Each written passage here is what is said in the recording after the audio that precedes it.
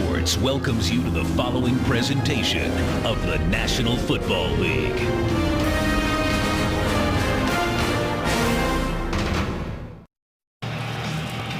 Moments away from kickoff here at Ford Field in Detroit, Michigan. And Brian, for a franchise that has not been in the playoffs since 1999, they love to know they're in the hunt. Now, there's so many scenarios and so many games left to be played that we'd be here from now and next Tuesday. But the bottom line for the Lions, just win. All you can ask of a team in December is to be relevant, to be making a playoff run. They haven't been here in a long time. This is new territory for them, but I think they're up to it. Let's remember their December last year, where they swept the month, had 4 wins. Jim Schwartz pointed that to say that prepared us for the run we've got to have this month. Well, the Lions have won the toss, selected to receive, so Ryan Longwell is set to kick it away. And waiting back in the end zone, Stephon Logan. Longwell puts a right foot on it. And at the 2-yard line, here's Logan. Out across the 20, and he brings it all the way up to the 28-yard line. Same group has been intact up front for Matthew Stafford, who for the first time in his very young career is playing a second Sunday in the month of December. Well, if they're going to get to Calvin Johnson on the outside, and that's what they want to do, they're going to have to first hit these 2 tight ends, Pettigrew and Scheffler. That's going to bring the coverage about to where they can maybe, just maybe, get one-on-one coverage on Calvin Johnson. Should be noted, again, Detroit without running back Kevin Smith. Re-injured his ankle in the loss to New Orleans last Sunday night. They put it in the hands of Nate Burleson. And that's a gain of close to 15 on first down. Minnesota on defense. Jared Allen, who has 14.5 sacks on the year, had 3 of them in the first meeting between these two teams, a game won in overtime by the Lions. And we talked about in their secondary, they're getting healthier in the secondary. Asher Allen is back in the lineup. They missed him last week when Tim Tebow kind of tore up this secondary of the Vikings. You and I were at Mall of America Field last weekend in Minnesota, and that was a thriller right down to the final seconds. Stafford in trouble and is able to get back close to the line of scrimmage. He's dropped by Kevin Williams. You can see Calvin Johnson at the top. Look at this over the top. He's going to see this all day. A safety high over the top with someone underneath. As I said earlier, whether it's the running game, whether it's the check down to the backs, whether it's the tight end, you got to make those safeties come down out of that configuration to get the one-on-one matchups with Megatron. Loss of a yard, second down and 11.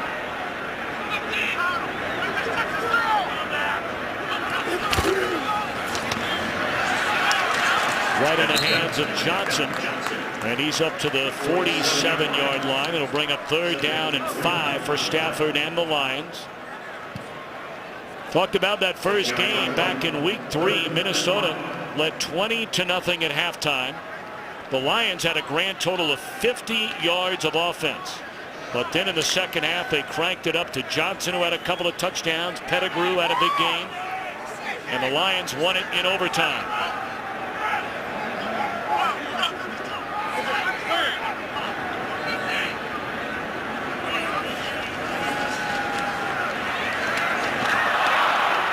Too low to Pettigrew.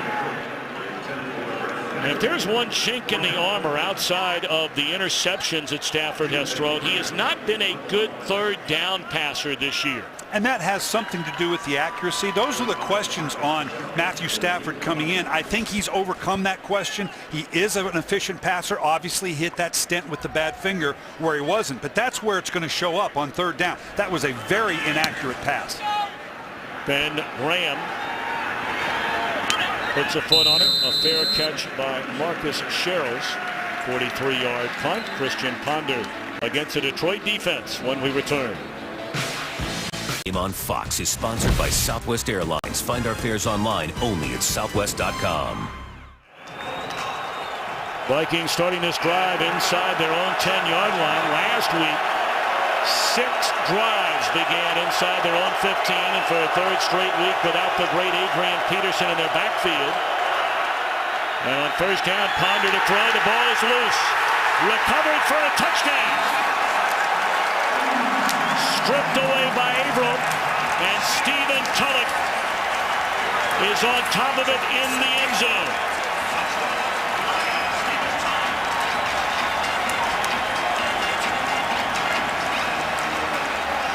What we say coming out, they got to protect Christian Ponder. Worst possible scenario. Load hope lets Averill get a short corner coming in from behind. Christian Ponder had no idea he was there. That is a quarterback's worst nightmare. Tell you what, with all the talk about Kyle Vanden Bosch and of course Ndamukong Suh, you look over the last 3 years and Averill might be the biggest playmaker in this entire defensive front line.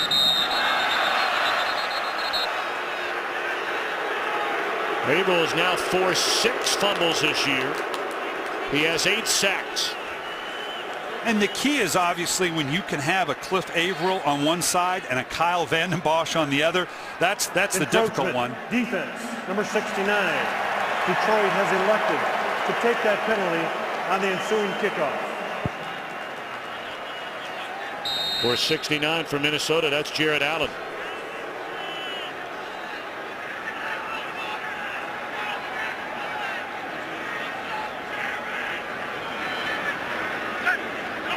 And out a point after by Jason Hanson is good. Ponder, of course, had the 3 turnovers, critical turnovers in that loss to Denver. On the opening drive, took him down the field, fumbled inside the red zone, had an interception returned for a touchdown, and that fourth quarter final drive interception would set up the game-winning field goal for Denver. And this is tough to hear and see for Vikings fans, but this is all about the growth of Christian Ponder. We had that game last week. I know that was painful, but the mistake at the end of the game that led to a turnover where Andre Goodwin basically baited him into that interception. That was the learning curve for Christian Ponder. At a 2-10 season, I know you don't want to hear it, but those lessons are invaluable. They will pay dividends next year for the Minnesota Vikings. Well, you look at the last 2 weeks, been a couple of pretty good weeks for Ponder as his growth continues since taking over as a starting quarterback, replacing the since released Donovan McNabb. And this is indeed a test for Minnesota. Leslie Frazier told us the month of December is going to decide the personality of this team going forward, particularly when you're talking about a 2-10 team. Let's remember that the Detroit Lions, we just told you, had a great month of December last year in a non-playoff year, leading to what now appears to be a pretty good year. That's exactly what Leslie Frazier wants to see out of his team. They're being tested here with an early turnover for a touchdown by Detroit. Booted through the end zone. Of course, for Christian Ponder, like any rookie quarterback, you're going to have your ups and downs. In his first start, week 7, couple of touchdowns, but 2 interceptions that led to 6 Packer points. He won his second start, 64 completion percentage, lost the next 2. Week 12, up to 68%. The comeback fell short in that one. And then last week, a Vikings rookie record 381 yards, but the 3 turnovers, including the big one in the fourth quarter you just referred to.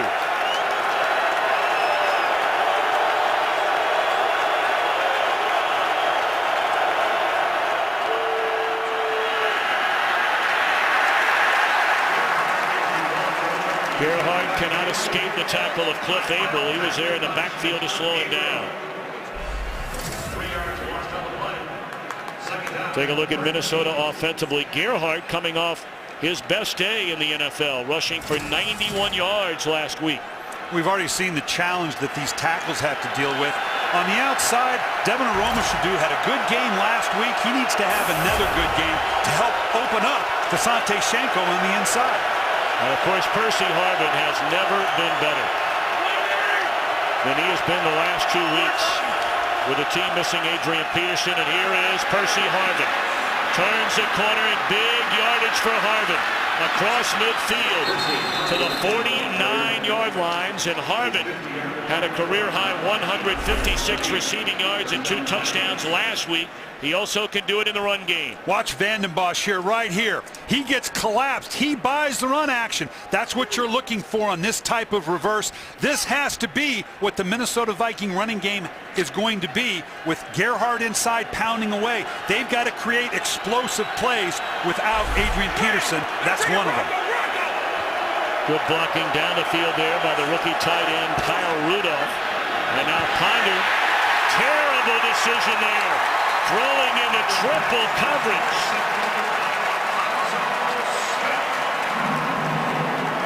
Alphonso Smith with the interception.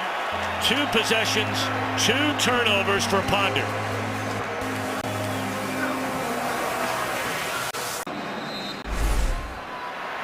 Here you have to see, did Alphonso Smith have the ball? A legal catch looks like it does. It does not hit the ground. He had his hands under it. Certainly it moved around, but it never touched the ground. So that's clearly an interception. They obviously saw that upstairs. That's why we didn't get a challenge. A fumble in the end zone, recovered for a touchdown, and now an interception, and Detroit back on offense with a 7-0 lead.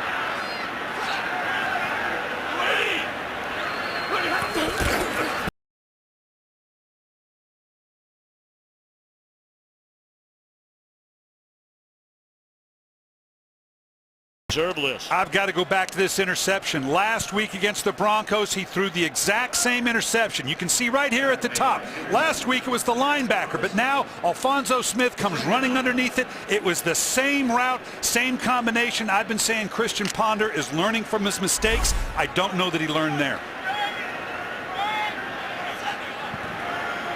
Gain of a yard by Morris, 2nd down and 9 from their own 48-yard line. Free play here. Or is it?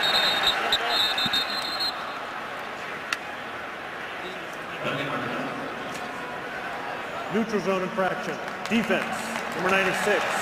5-yard penalty, 2nd down. That's Brian Robinson, who suffered a concussion in the loss to Denver last week, but went through all the series of tests and pronounced fit for today's game.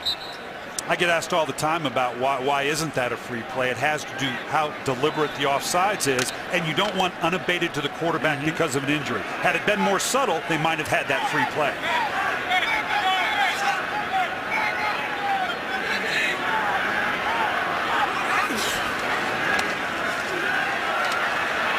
Stafford in trouble. And down he goes all the way back at his own 42-yard line, and there's Jared Allen. Allen had some rather nasty comments about the city of Detroit, Michigan leading up to this week, and a hearty round of boos for him.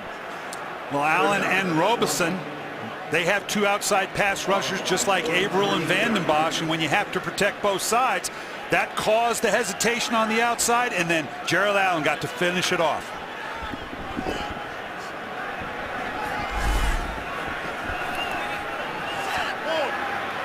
Fifth time in his career that Jared Allen has sacked Matthew Stafford. 4th time he's got him this year alone.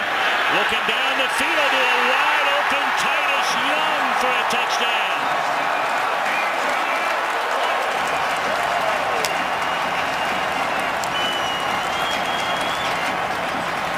Young, of course, who saw a lot of time on the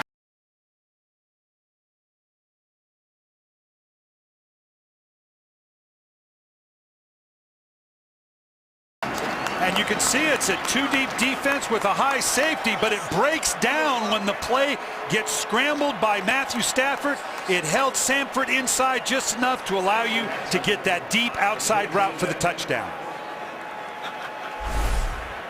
2nd-round pick out of Boise State, his 3rd receiving touchdown of the season. And for Ponder and Minnesota, 2 turnovers resulting in 2 touchdowns on both their possessions. We're going to review that scoring play.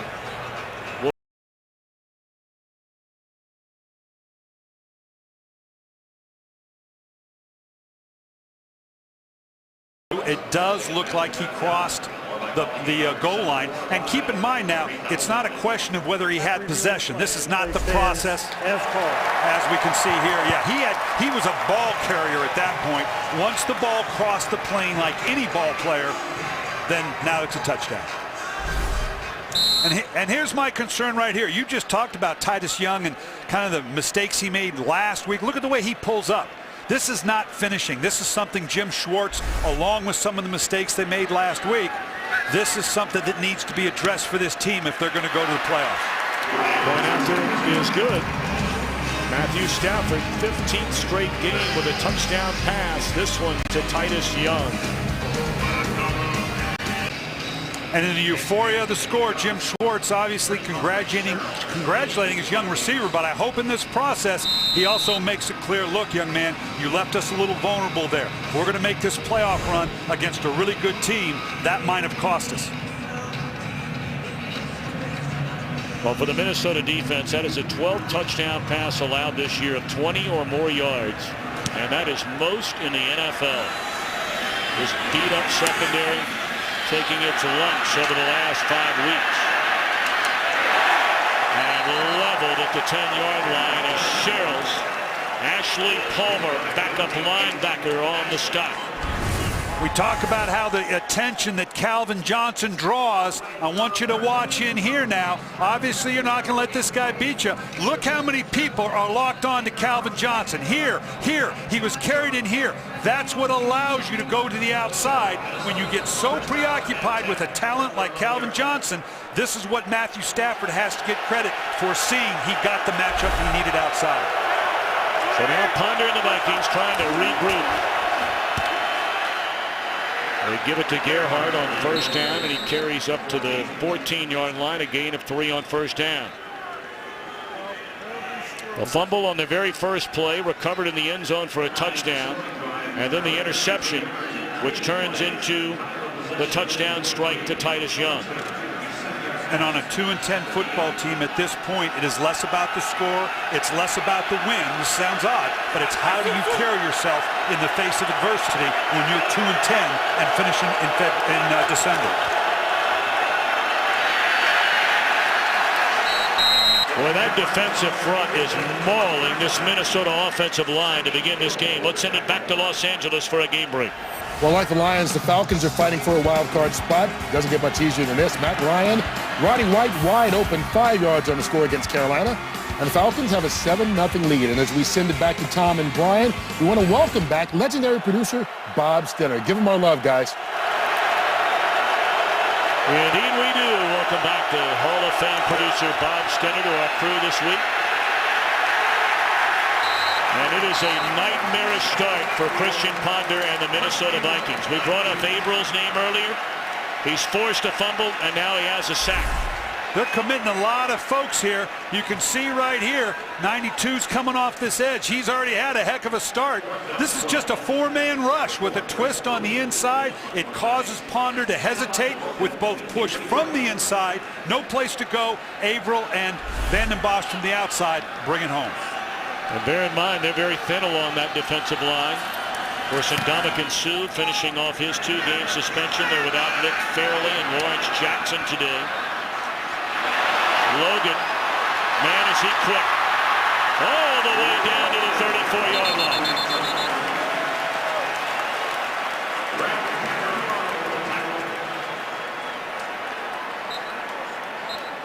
Well, I don't know if you can have a tougher start than Minnesota's having right now. Their front 7 defensively, which is probably the last strength of this team right now, has to step up and try to get some control. The offensive line of Minnesota is collapsing. Christian Ponder has already thrown in an interception and a fumble. Defensively, they've been victimized down the field. This front 7's got to take control of this game, or try to get control of the game, I should say.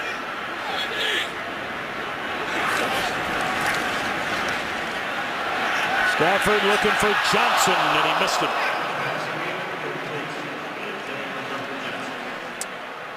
We talked about Matthew Stafford having here an injury against the Broncos, a square hit on that index finger, trying to shake it out. He had to wear gloves in the Chicago game you and I had, Tom, and he just couldn't get any action. Look at how that index finger is not putting pressure, but now today in his warm-up, he's back. He feels good about it. He even gives a wink to one of his guys here and says, you know what, I'm okay.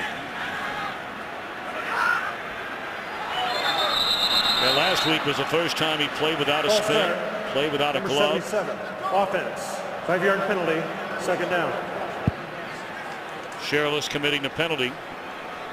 We talked about the Sunday night game when he threw for over 400 yards, not wearing the glove, not wearing the splint, and obviously not wearing either one again here today. The second down and 15 from their own 39.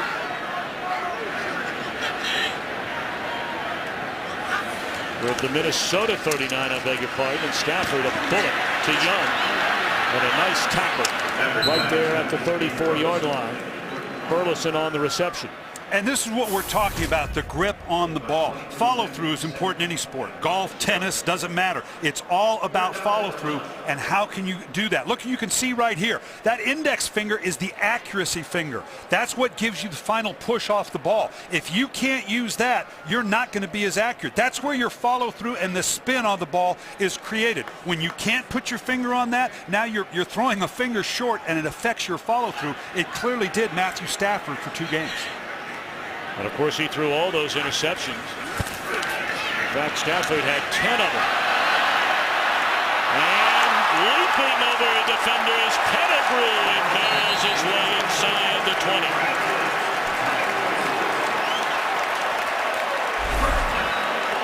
This is just a nice delayed. You love this with the tight ends. Protect, protect. Now I'll just slip out with a little inside tight end screen.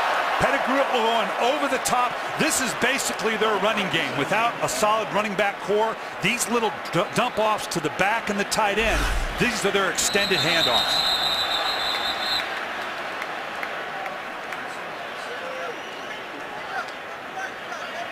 Encroachment, defense, number 93, 5-yard penalty, first down. Well, you and I have seen Minnesota the last couple of weeks, Brian, and you're talking about a team that, yeah, they're 2-10, the worst start in franchise history, but 7 of their 10 losses have been by 7 points or less. So most of the time they have stayed right in it.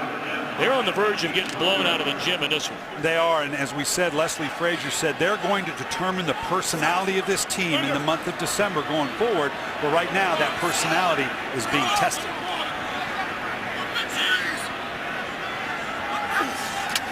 Well, first down and 5.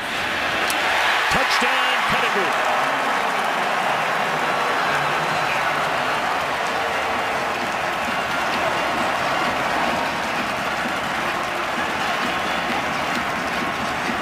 The big punt return by Stephon Logan sets up the short field in a scoring strike from Stafford to Pettigrew.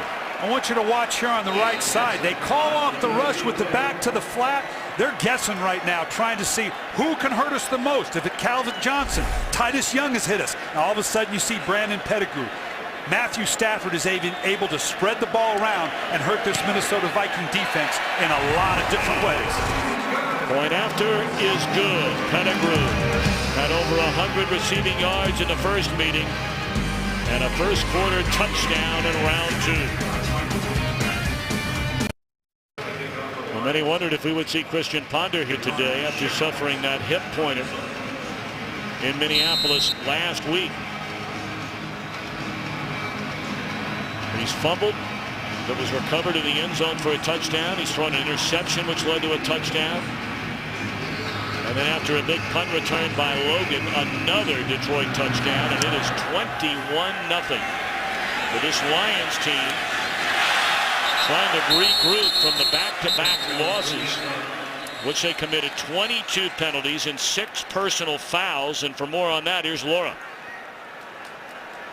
Wilson said the best thing that happened to this team was the last couple of weeks, all the media attention regarding their reputation and their behavior, because he said, we are not an 0-16 team fighting for respect anymore. That really sunk in. We are a team fighting for the playoffs. We can be aggressive, we need to be, but we can't be stupid. He said, I guarantee you we will not commit a foolish penalty in the month of December. I guarantee it. We know what's at stake. They're playing like it. Well, that is music to Jim Schwartz's ears if they can play that kind of football, because this is a good team.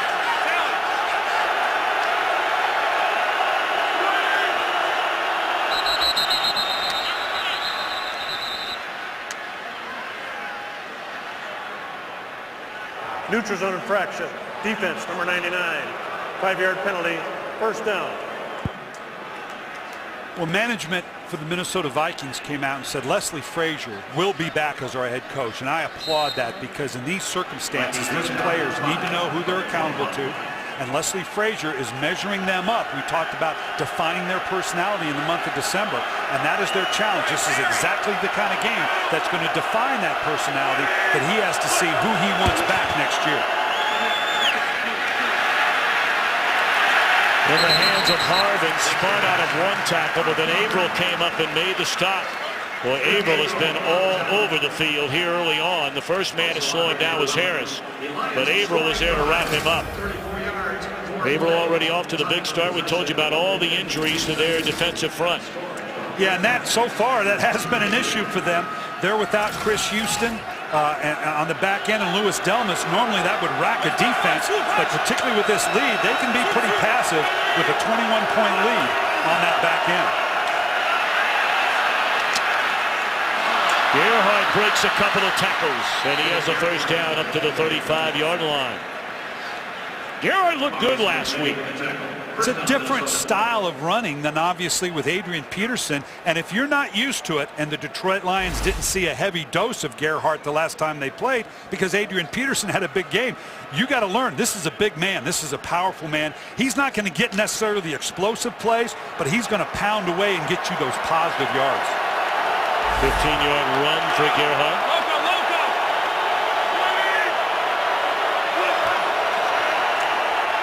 Short drop, Ponder fires, should have been intercepted by Aaron Berry. So let's fire it out to the West Coast to Kurt Menefee for a game break. Cam Newton tapping into his inner Tebow, fakes the run and then a jump throw. Finds his tight end Jeremy Shockey for the 6-yard touchdown. Tying the game with the Falcons at 7 apiece as they start the second quarter. Tom, Brian, and Laura. You know, Brian, you hear the term scoreboard watching a lot in baseball when you get down to the final few weeks of the season. I gotta believe a lot of the Lions fans, anyway, will be scoreboard watching to see what Atlanta does. Here's Lorenzo Booker for a big carry. Ball is loose, scooped up by Aromashadu. And they'll mark that ball inside the 40-yard line, if not right at the 40. Just kind of a delayed draw here with a trapping action by Kleinsasser, and all of a sudden, if he hadn't got knocked sideways just a little bit, this thing might have been out the gate. This is the only luck that Minnesota's had all day. After a fumble, Aromashadu comes up with the ball. Harris stripped it out of there. So they put it at the 41-yard line.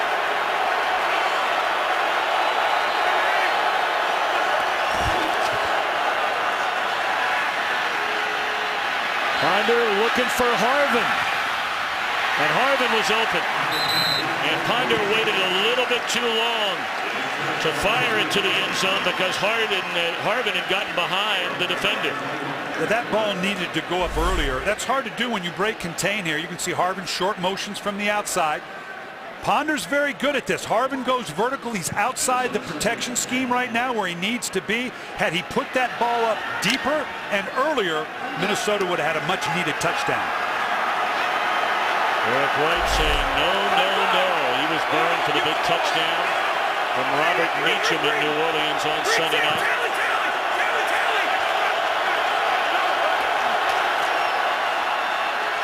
And wide open is Visanthe Shenko, and that's a first down to the 22-yard line.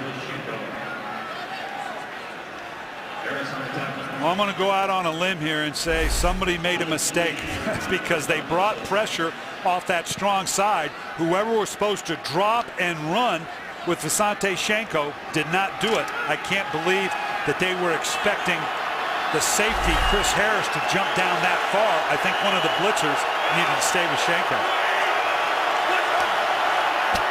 Short drop. And that one through the hands of Shenko. Low thrown ball. Second down. Tom, you talked about the Detroit fans watching the scoreboard and scoreboard watching. As a coach, you don't want your players doing it, but you're up 21-0. I guarantee you they are. And you know what? I'd be surprised if Jim Schwartz didn't take a peek at that board every now and then as well. You don't want to do it, but you got to keep your focus. They know what's at stake. I don't know if Doug from Cunningham is watching the scoreboard. No, I can promise you, he doesn't even know where the scoreboard is. Marvin on the carry. Inside the 20, down to the 16-yard line. Boy, he is one intense guy after all these years, Gunther Cunningham. And when you look at Gunther Cunningham, I've been coaching against Gunther, tried to hire him a couple times. There was no one more intense. No one dog cusses his players more than Gunther Cunningham, but no one loves to coach more than these guys as well.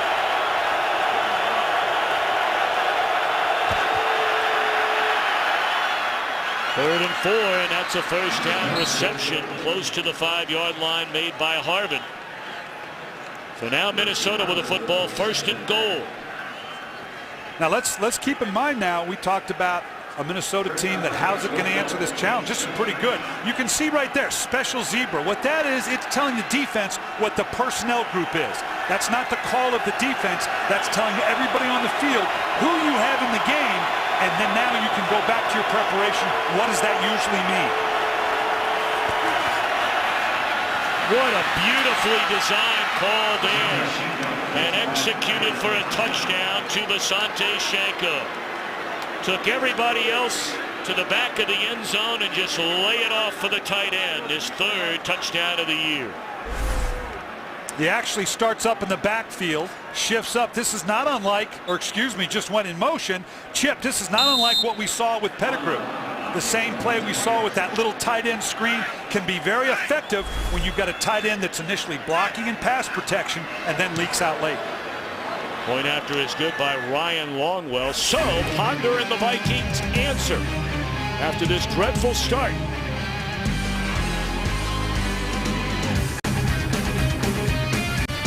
Tom, this is just what we're talking about. Look at Jim Schwartz. He is one upset head coach. Just what we talked about. This is what you worry about. You're up 21-0. Life's going good. Your guys are peeking at the scoreboard to see what the other games are going on. And then you let a team that's on the ropes go the length of the field for a score.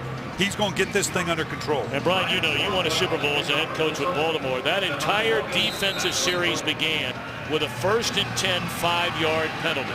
So you put Ponder in a 1st and 5 just to try and get a little breathing room. And off they went.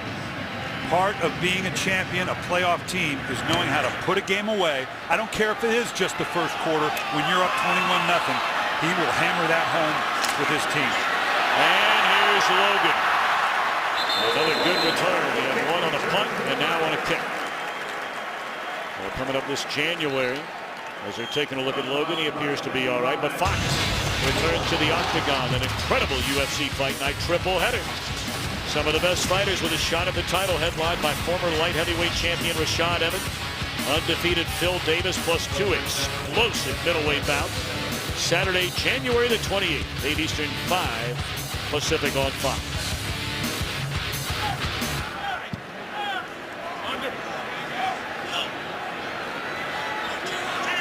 21-7, a minute 44 to play in the opening quarter. Stafford to throw it on first down. Looking around. Finds a receiver for a gain of maybe 3 yards. Caught by Maurice Morris. And you look at some of the numbers. The takeaway is the key. And the points off the takeaway. Always. Turnovers are always going to be a major determinant. I like the way Minnesota responded. Right now, Jim Schwartz knows he's telling Scott Linehan, I need a well-orchestrated drive. You want to take a shot for a touchdown? That's fine. But we just unraveled a little bit. My offense needs to show it's under control.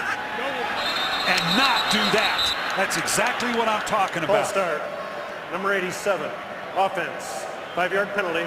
Second down. And Jim Schwartz knows it. You start as a coach, you start to see it unravel a little bit. You're up 21-0, and I guarantee you, it sounds negative, but guys, how do we hold this together? A lot of things can draw your focus away, but right here, the pre-snap penalties, just like that, that drives you nuts. You can't do anything with playing penalties. That's just playing. The post-snap knucklehead stuff, he's addressed it. But the pre-snap penalties, that's the lack of discipline that drives you nuts as a coach.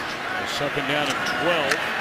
And a fine Pettigrew committed the penalty. Gets a big chunk of it back. It'll bring up 3rd down and 2. And this goes beyond this game. When we sat and talked with Jim Schwartz, We've said it many, many times. The way they finished last year set them up for a good starting part of this year. They believe they're a playoff caliber team. The players have confidence. The players or the coaches have confidence. But you've got to deliver in crunch time. I know this is a struggling Minnesota Viking team, but this is crunch time. You can't have penalties. You can't have breakdowns like we've seen. They'll get it back, but it's got to be done. Well, they've struggled here this year on 3rd down and 1, only converting on 58%. That will go up. And again, it's Pettigrew. We got hit with a $25,000 fine for bumping an official last Sunday night. And in the first quarter, Lions lead 21-7.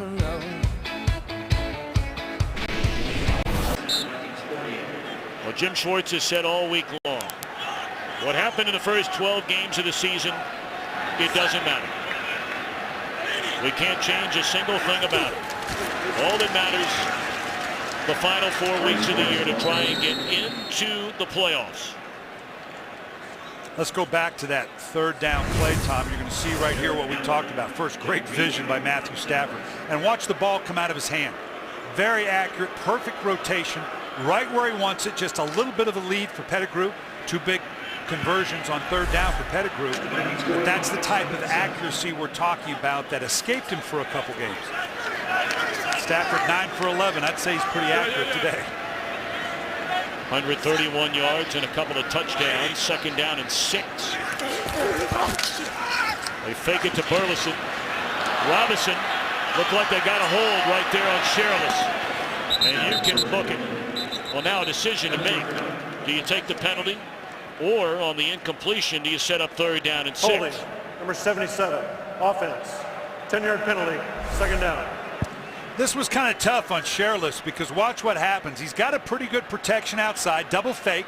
Stafford gets outside and then he stumbles, which kind of changed the action. He didn't know Stafford was outside. I'm not making excuses for him, but all of a sudden he looks up, he thinks he's got a pretty good block, and all of a sudden his quarterback's heading the other direction.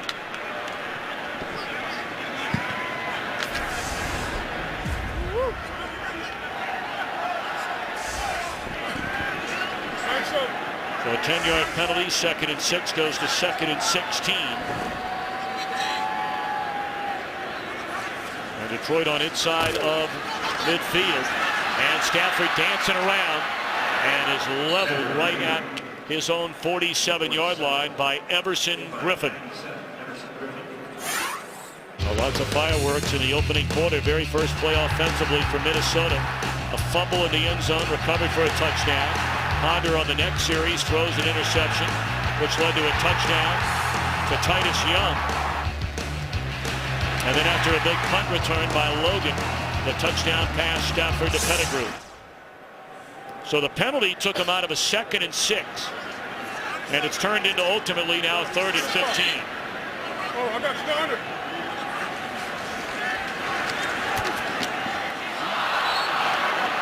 Wouldn't have been anywhere close to a 1st down. So again, and you hate to continue to bring it up, but you know better than anybody, Brian Billick.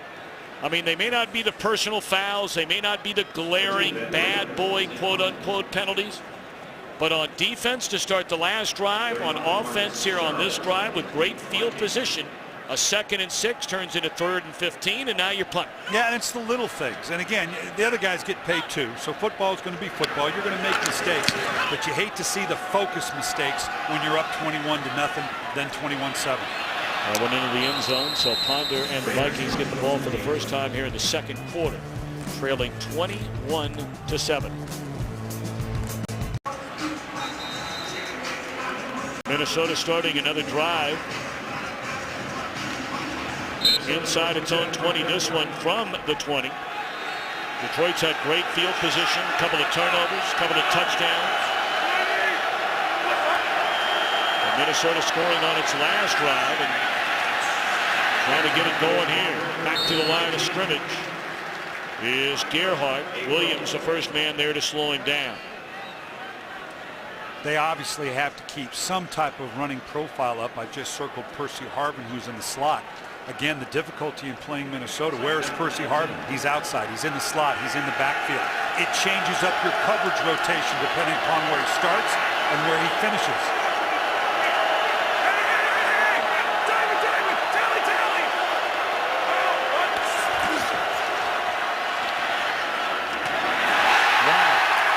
Alphonso Smith, his second interception of the game, and this one for a touchdown.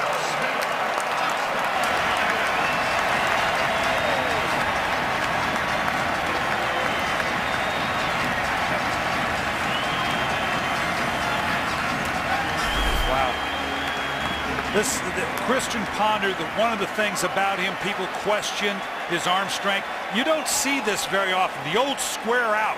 Most teams roll into their outside routes like that, so you get some speed. That gives the corner a chance to break down unless you're ready to run a stutter go. That was just ill-conceived from the beginning, and Christian Ponder way too late on the throw. That is now 6 turnovers for Ponder in the last game and a little more than a quarter. And 2 of those have been returned for a touchdown. Another on the fumble recovery here on the first play from scrimmage went for a touchdown.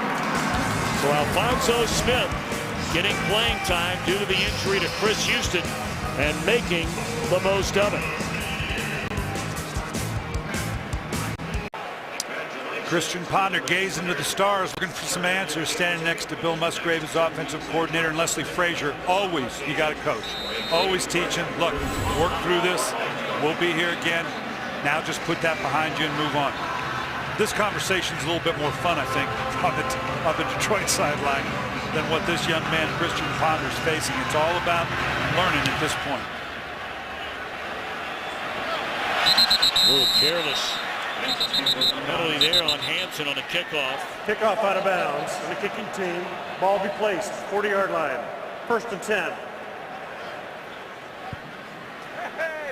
Well, far more importantly than anything on the field, we'd like to welcome the men and women in uniform serving around the world watching our broadcast today in 175 countries on the American Forces Network. We can't thank all of you for what you do. We hope you're enjoying our telecast today. God bless you all, and thank you for your service to the greatest country in the world. As you're traveling, not only during the holiday season, but every day, reach out your hand and shake a soldier's hand and say thank you. Harvard tripped up. Nice play made by Aaron Berry. And Berry is hurt. He was a young man, you may remember, that started the season opener as an undrafted free agent last year. Got hurt the very first game of the year. Boy, you reach out like that, I wouldn't even begin to speculate right now. He knows something's not right. And as we said, they're a little short-handed to begin with. Obviously with Louis Delmas and Chris Houston already out.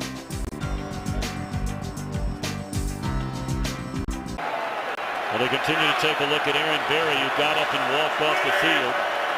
Laura Oakman will be checking in on him. A 2nd down and 10. They give it to Gerhardt with good running room. And he runs right through a would-be tackler. And is about 2 yards short of a first down.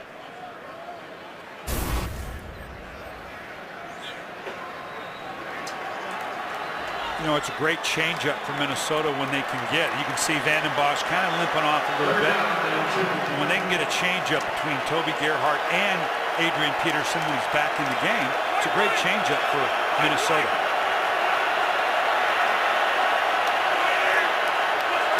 They're down a couple. They pitch it to Harvin. This is going to be close. What a play made by Don Carey, another backup member of the secondary who came in to replace Aaron Berry, who just left a moment ago. Loadholt on the right side here. That little kick step, come around downfield. Couldn't quite get there. Couldn't quite get there out in front. The secondary guy pulled down underneath. Carey understanding, I'm not going to take on Loadholt high. I'm going to crawl underneath and see if I can make the play that way. Well, nice play. Bring out the chains, and did he get it? Oh, no. Oh, that's hard to miss by that much. Oh, he's giving it to him. I thought maybe it was going to be short. That's the old Marv Levy line. You know, it's hard to place it that close. How do you guys do that all the time? Crowd didn't like it. Take a look at that. Here you have a team losing by 21 points. And you talk about it all the time, Brian Billick, turnovers. Exactly right, and it's always going to be a major determinant. Just got the ball out there. Remember, the yellow line is not official.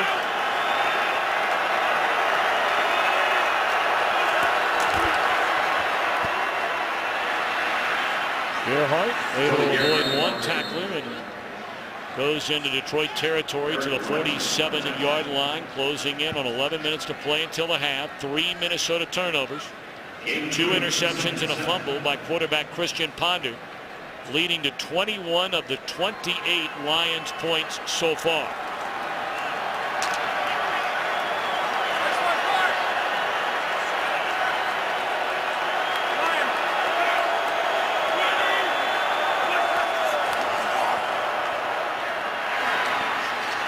Harvin, soft spot in the defense, and spins his way close to the 30-yard line for a first down. You see, just coming out of the slot here now. And I tell you what, this is just a simple little out route that I don't know if that's where he belonged with Schenkel on the outside, but we talk about the growth of Christian Ponder. This has not been a good half for Christian Ponder, but he's back there firing it. He's continued to move on. That's going to be good for the Vikings and for Christian Ponder. Bandit Bosch back on the field as Ponder has running room and he can run, and will wisely slide for another first down inside the 20. We'll see where they mark it, close to the 15.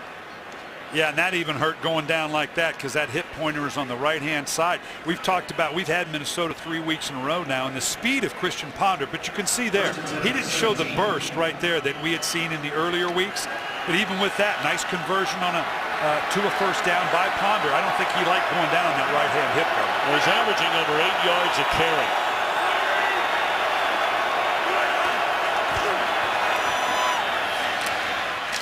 Nice catch by a ball up and away from him to Aroma Shadu.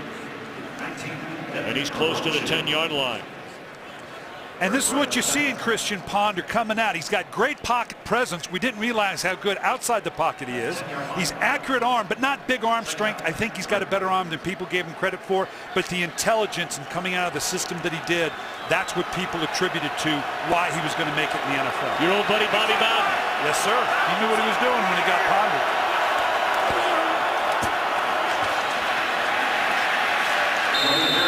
Gerhardt bottled up on second down and 3. Big Sammy Hill, big, long, thick defender out of Stillman. On the inside, this is where Detroit, and obviously without Ndamukong Suh, they feel good about the ability to rotate with their defensive linemen on the interior. They've got Sammy Hill, they've got Corey Williams, they've got a lot of big bodies inside they can roll through in the absence of Suh.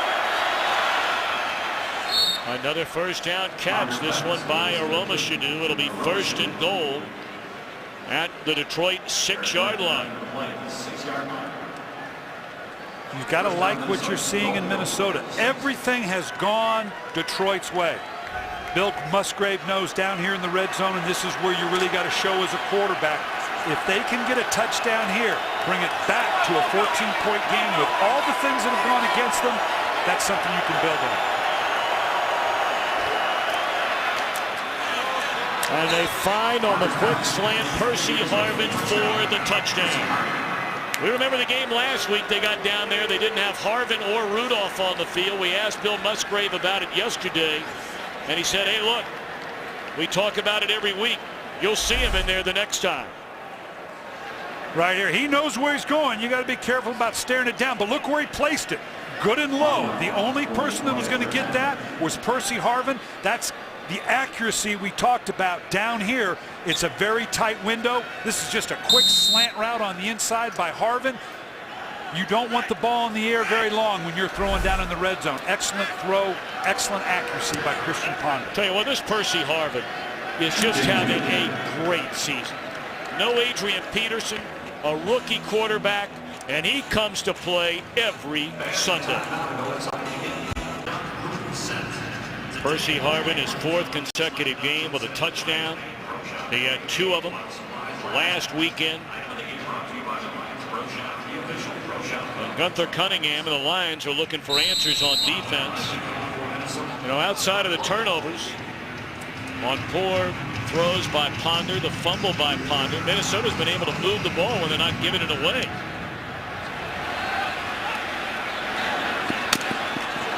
Very short kickoff, and it's fielded by Logan, who runs out of bounds. 7:35 to play until halftime. And speaking of, what's coming up on the Visa Halftime Report, Kurt Menefee?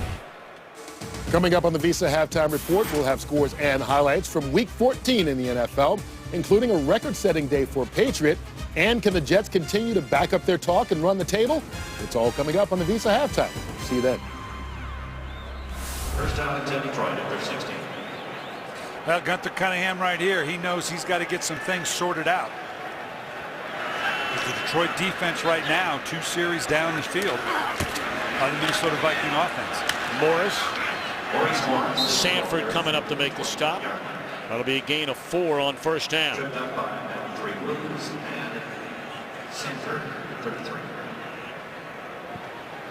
I keep talking about the growth of Christian Ponder because this is what it's about for Minnesota right now, sitting here at 2-10, and you got to like what you see in the resiliency. A lot of guys would have folded up their tent given the start that Christian Ponder had, but he kept firing back, and he's got his team back now within 2 scores.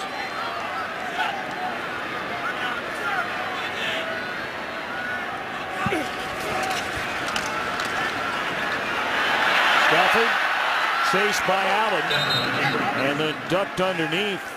A tackle by Christian Ballard, rookie out of Iowa. So 3rd down and long coming up. I want you to watch Matthew Stafford here. You're going to get the pressure off the edge here, but that sense, this is the growth of Matthew Stafford. He knew what was behind him. See how he secured the ball, that little look? He knew there's got to be someone chasing me down here. This can't be that good. Protecting the ball in that way shows you a little bit of the growth. Matthew Stafford, this is his 26th start. It's usually that 25 to 30 start range where a quarterback really comes into his own and things start to slow down and understand the game. Well, with the 2 sacks so far today by Allen, he has taken over the league lead from DeMarcus Ware. Big 3rd down here for the Lions. And is it a catch? No, it is not. Had an eye again on Titus Young, who had the big touchdown in the opening quarter.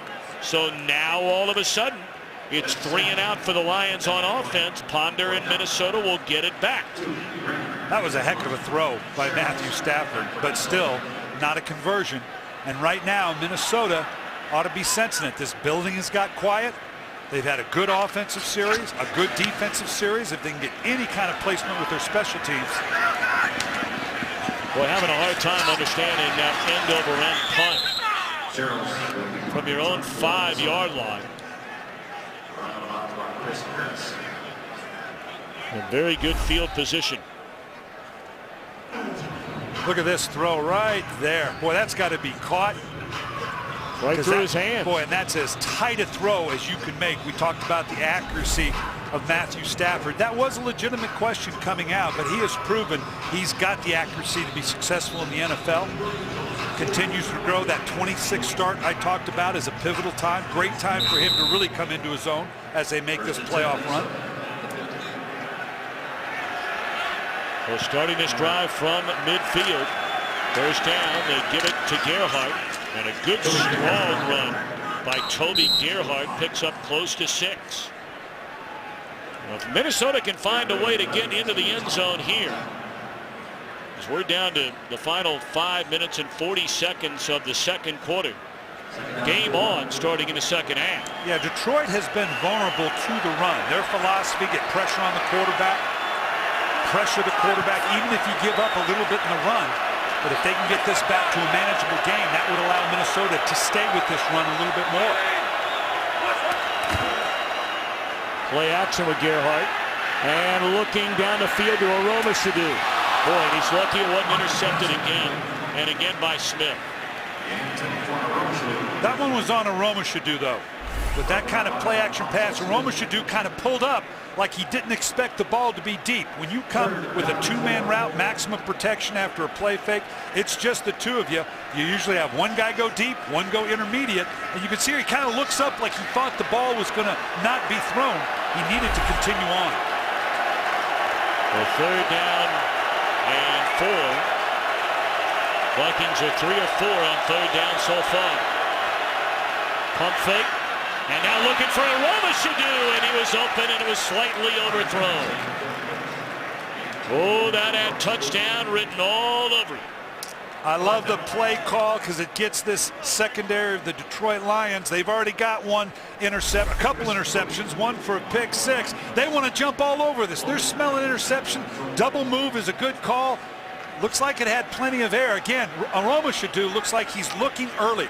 You always used to tell receivers, run this down, look late. The earlier you look, the slower you do. You can't just get to the ball. Go run this thing down and find it. Louis angles it toward the sideline, and it takes a bounce and into the end zone.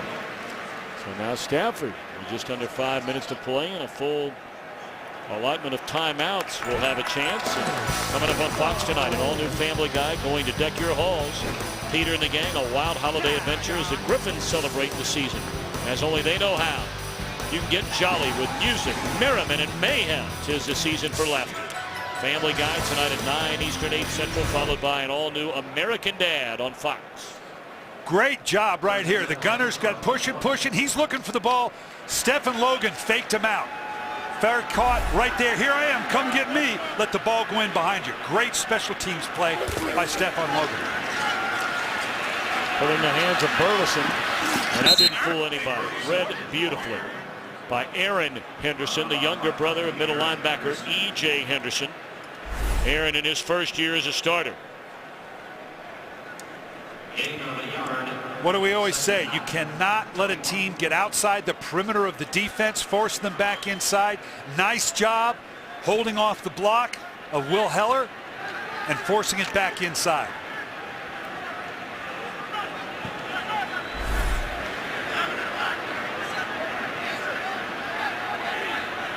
They have Stephon Logan now in the backfield. They pitch it to him, and here comes a reverse the other way to Calvin Johnson. Oh boy, is he hit, and a flag comes in from a secondary. Jamarcus Sanford laid a big time hit on Calvin Johnson. Holding, number 80 of the offense. 10-yard penalty, replay, 2nd down. That's against Maurice Stovall. Got to put the ball away, open field. Nice. You know, this is obviously a legal hit there. This is a ball carrier. This is a big man, Calvin Johnson. High, low, possibly, but great physical play by the secondary of Minnesota. He's going to be okay, but right now he's wondering, let's don't do too many more of those, okay? That's a great play call, but let's let somebody else do that, okay? That's putting the ball in your receivers for back-to-back plays on reverses. To Burleson and now Johnson, and boy, he is indeed shaken up over there on the sideline. So Rashid Davis comes in to replace him.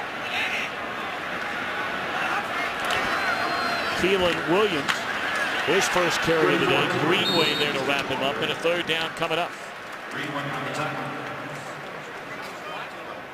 And Detroit has had to come up with these creative ways to run the ball. Here you can, again, one more time, it's always good to see a good aggressive hit. Take on a big man low.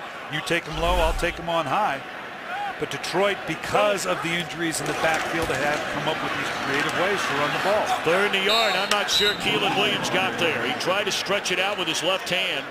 LaTroy Guyon, the first one there to spin him back to the inside, and he didn't make it. Again, the yellow line is not official, but it's darn close. And he just, nice hit coming up late. E.J. Henderson at the last second, keeping him from getting that half a yard, that half an inch for the 1st down. Nice finish by E.J. Henderson. Well, you know, so often, Brian, you talk about, you know, this being a passing league and all the numbers that are being piled up. We brought up early in the game, this Detroit team on 3rd down and 1. As this is Sherrills from his own 15, and he got a big block. Penalty flag comes down. They may be bringing it all the way back. But just to finish that thought, as another flag comes in, Detroit on 3rd and 1 is only converting a little better than 50% on the year. Here we can see getting outside, and it looks like, I don't know if this is what they're calling it on. Got to get the head in front, just enough on the back. That's going to get called. Coming in on that back side. You're right, though, and that's been unfortunate for Detroit in that because of the injuries to Javid Best, obviously Kevin Smith not in the lineup today. During the return, illegal block in the back, number 27 of the return team. 10-yard penalty, 1st and 10. Losing Javid Best, remember when they're on this run, this guy was a dynamic part of their offense. The screen game, the draw game. So they're down to their 3rd and 4th running back. They know they've got to throw the ball to win. They've got the assets to do it. But to not have that running game, particularly like you're talking about, Tom, on 3rd and short, it's hard to get to 3rd and 1 and 2 in this game. And when you do, certainly, you got to be up in the 80% or better category of a 3rd and 1 and 2, because it's hard enough on those 3rd and longs. You're down to about the 15% category. After the penalty, they back them up again inside their own 20. 2:29 to go and 2 timeouts, plus a 2-minute warning. Oh boy. And Lorenzo Booker just lost the handle. Look at this. And Sammy Hill, Merry Christmas. No, it wasn't Hill. Thought it was Hill that ended up the ball. DeAndre Levy looks like somebody gets an early Christmas present here. That's Levy. It was Sammy Hill. Yeah, DeAndre didn't want it. He says, Sammy, I owe you something here. Here, you take the fumble. Wow, you're right. Except for the turnovers, Minnesota can feel good about what they've done, but the turnover is always the great equalizer. 4th turnover in this first half. Just didn't had his eyes downfield, had the pocket, never really got a handle on it. That's the running back's job. The quarterback centered it right where it belongs. You got to cover it up and put it away. And now a chance to build on this 14-point lead after the 4th turnover. And Stafford just has nowhere to go with the football, and he is sacked again. That's a 3rd sack in this game for Jared Allen. He had 3 of them against Minnesota the first time they met. Frustration for Leslie Frazier. 4th turnover of the half. We've reached the 2-minute warning. 6 sacks for Jared Allen in a game in nearly a half against Detroit this year.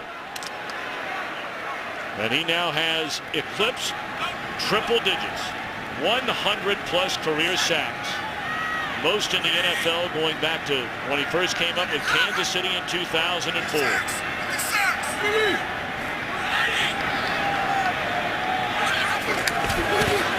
Keelan Williams. In for an injured Maurice Morris are taking a look at his hand. But how about Jared Allen? What a force he has been. Tell you what, incredible presence on the outside. Big pickup for Minnesota when they got him coming up from Kansas City.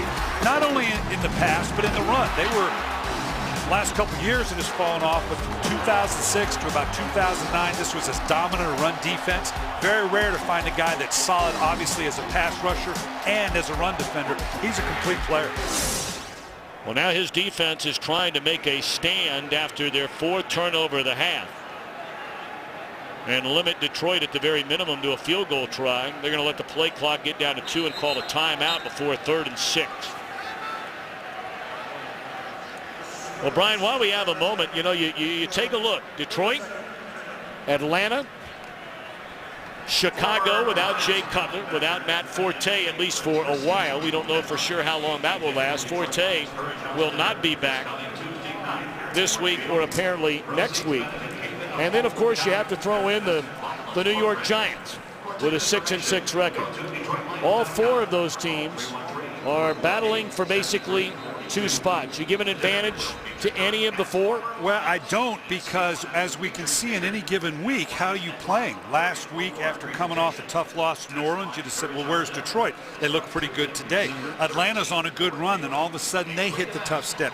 The interesting combination is both New York and Dallas because they're still vying. That's probably the one division still left in the NFC. The West is taken care of by San Francisco.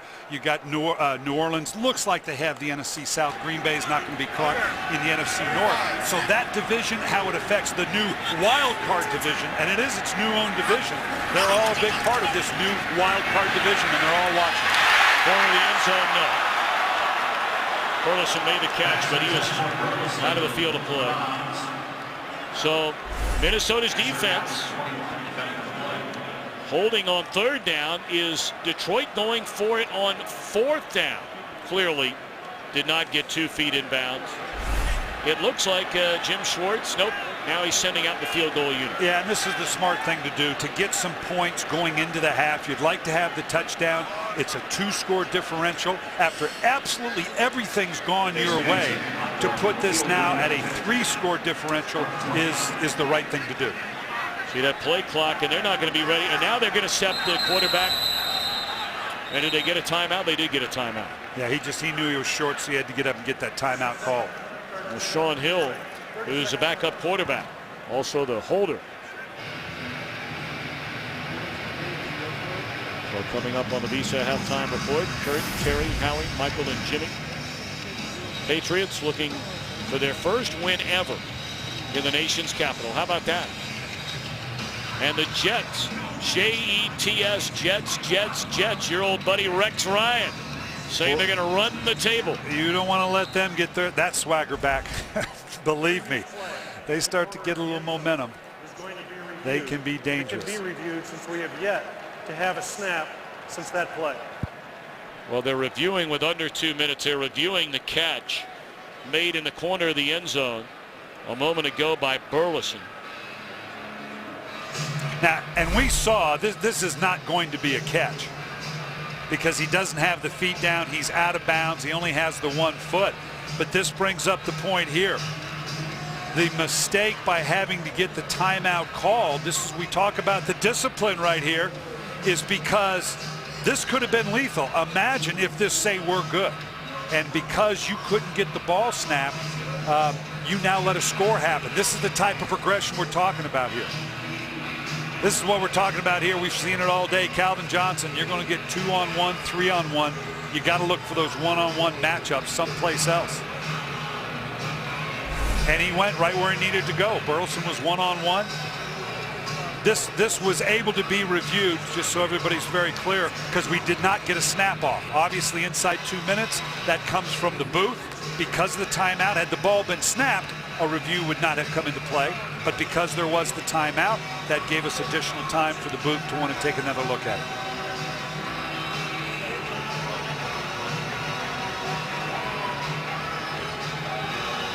Well, Jason Hanson is concentrating on getting ready for this field goal try.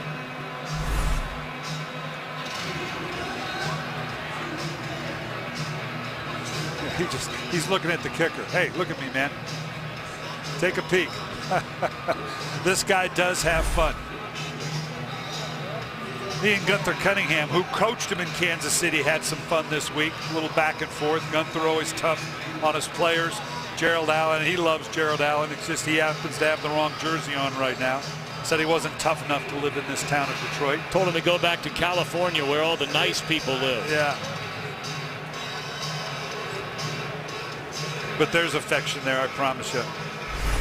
They're taking their time now. I'm not quite sure. Again, clearly there is possession through the process. The thing never moved. He has it all the way, but there was no point. Was he in the end zone? After reviewing the play stands as called. Incomplete. 4th down. All right, so now they're finally going to line up Hanson for a 30-yard field goal try. He's made 27 in a row inside of 40. Although it should be noted, over the last couple of games, both losses to Green Bay on Thanksgiving and then on Sunday night in New Orleans, Hanson has missed 3 of his last 4 overall, but they were lengthy field goal tries, and he had 1 blocked. He's been doing this for 20 years. You think he's worried about Jaron Allen and what he did earlier? Think he's thinking about that? I've only been doing this for 20 years in this league. 20 years. 20 years.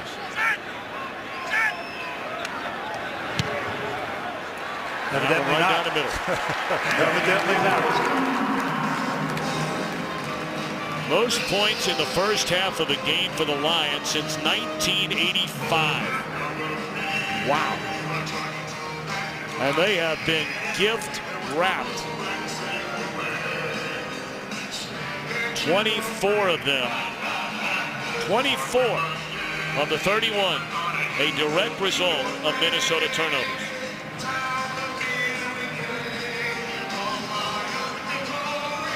But Minnesota, you have to be impressed with the way they've responded. It's not looking real good right now. That I'd like to have not given up those final 3 coming off of another turnover. And it's not much consolation, but you know Leslie Frazier, what he's going to do at halftime, Tom, it's real clear cut. Guys, if we don't turn the ball over, we're right here. We just can't turn the ball over. What was one of our keys for success coming in? You can't turn the ball over on the road. They've actually been pretty good coming in. They only had 16 turnovers coming in. But I remember the last time we were in this building, Detroit they were a league low, I think 8 turnovers or something, and they had, what, 4 or 5 in that game that we did. So you never know when that turnover bug, it's like shanks in your golf game, right? I'm not a golfer, but all of a sudden it just shows up. That's why I quit playing, because they showed up a lot.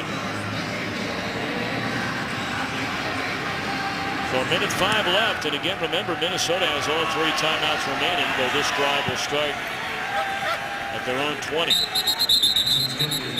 Ah, yes, Friday, January the 6th. The Cotton Bowl. Kansas State ranked number 8 against 6th ranked Arkansas. 76 Cotton Bowl Classic live from Cowboy Stadium. 8 Eastern, 5 Pacific. January the 6th in high definition on Fox. It's the only non-BCS game, by the way, to feature 2 teams ranked in the top 10. First and 10 Vikings. 22 penalties the last 2 weeks. That's been well documented. 6 of the 22 personal foul penalties.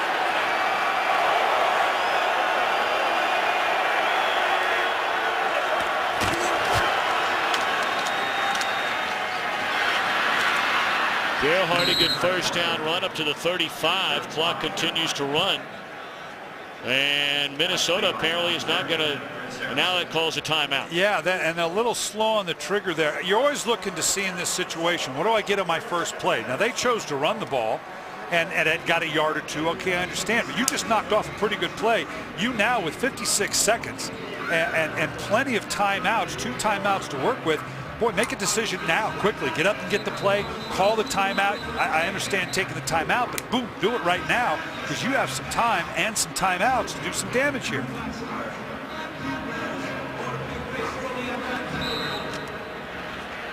First and 10 Vikings.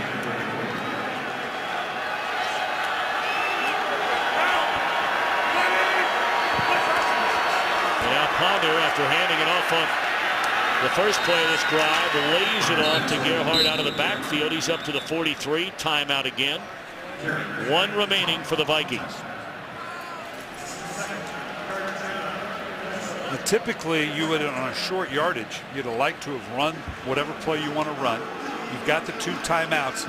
You'd ostensibly like to keep the 1 timeout in your back pocket if you need it to get yourself in a field goal position, take 1 final shot to the end zone, or get yourself in field goal position.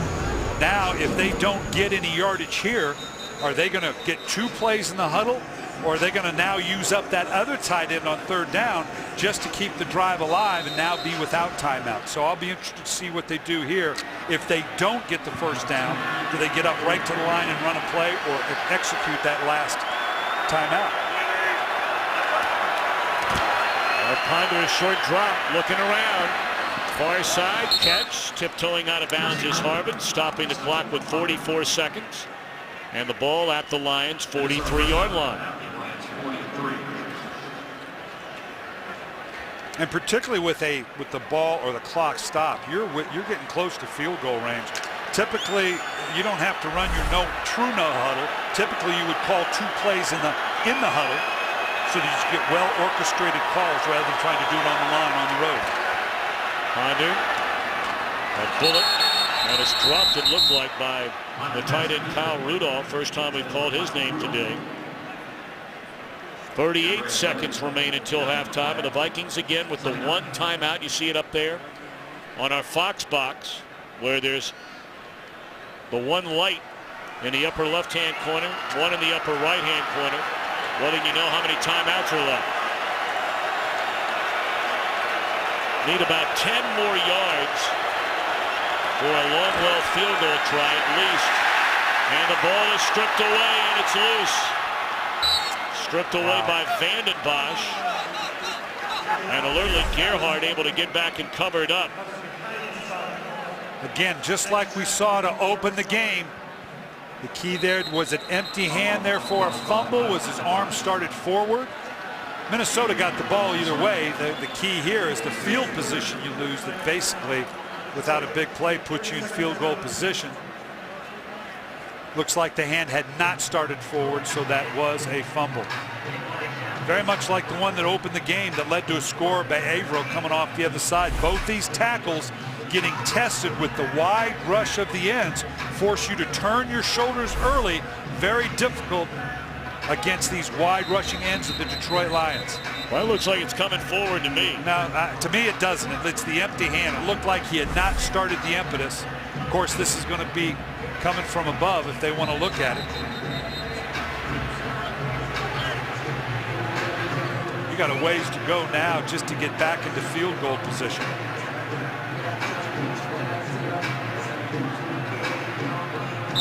Well, the timeout was called by the Lions. So it's 3rd down and 25. And they're going to take a knee.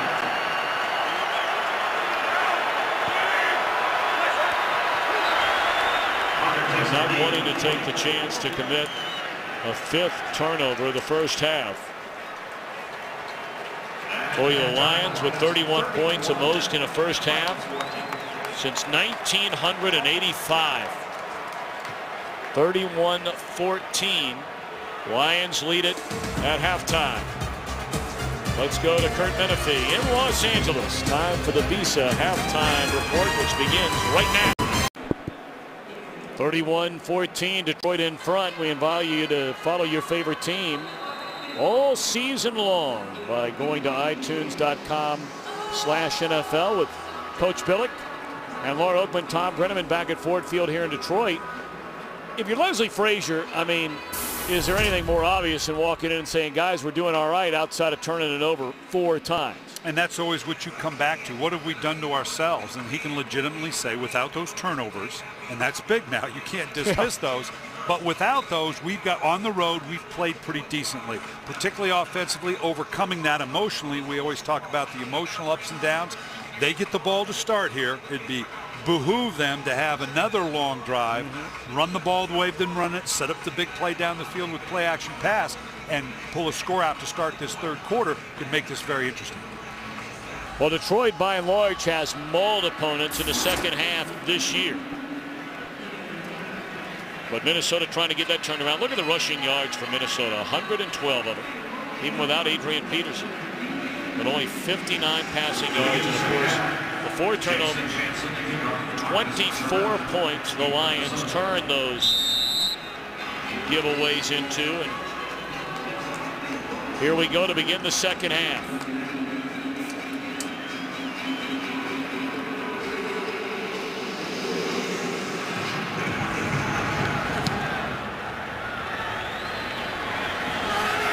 Sherrills will take a knee.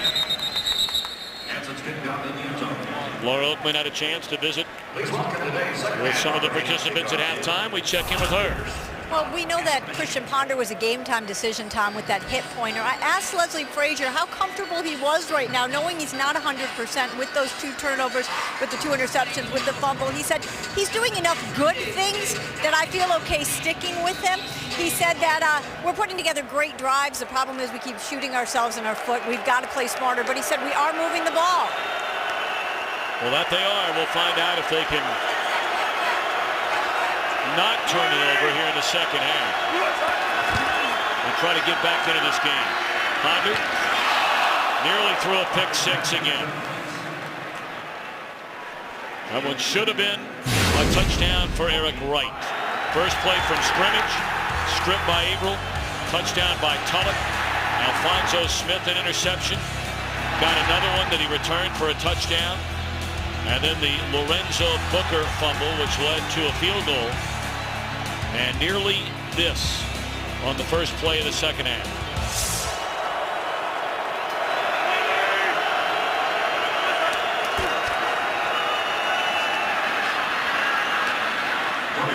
Good, strong, hard running by Gerhardt. That's a first down carry, a gain of 12. What about Jim Schwartz, Laura Oakman? Well, with all this talk about their behavior, the penalties, I asked Jim Schwartz, what'd you tell your team about holding on to this lead? He said, I didn't tell them to hold on to the lead. I told them to go get more of a lead. We're going to make a defensive stop, then we want to go out there and score. They may have to do that without Maurice Morris, the running back, questionable with a chest injury. Safety Aaron Berry, he is out with a shoulder injury for the rest of the game. All right, Laura, thanks so much. First down, Vikings, opening possession of the second half, right back in the hands of Gerhardt. He's chopped down by Wright after a gain of close to 4. Talk about what the Lions have done in the second half this year. They've scored the most points. They've allowed the 6th fewest points. And look at that differential. Well, and one of them was in their first game with these Vikings. They were down 20-0 at half and came back and won that game in an overtime. So certainly the Lions have got to pick up that same sense of urgency as though they're behind. Play action, Ponder to a wide open Aroma Shadu, and he has a first down to the 40. Well, you can see how creative Minnesota is. Again, you got Harvin in this reverse bone, and typically they'll motion him out of there, go ahead and hand it to him. The play fake there has drawn the linebackers up. We are seeing Detroit playing a little bit more 8-man box because of the way Minnesota is running the ball. That allows you that one-on-one matchup on the outside that we just saw to Aroma Shadu.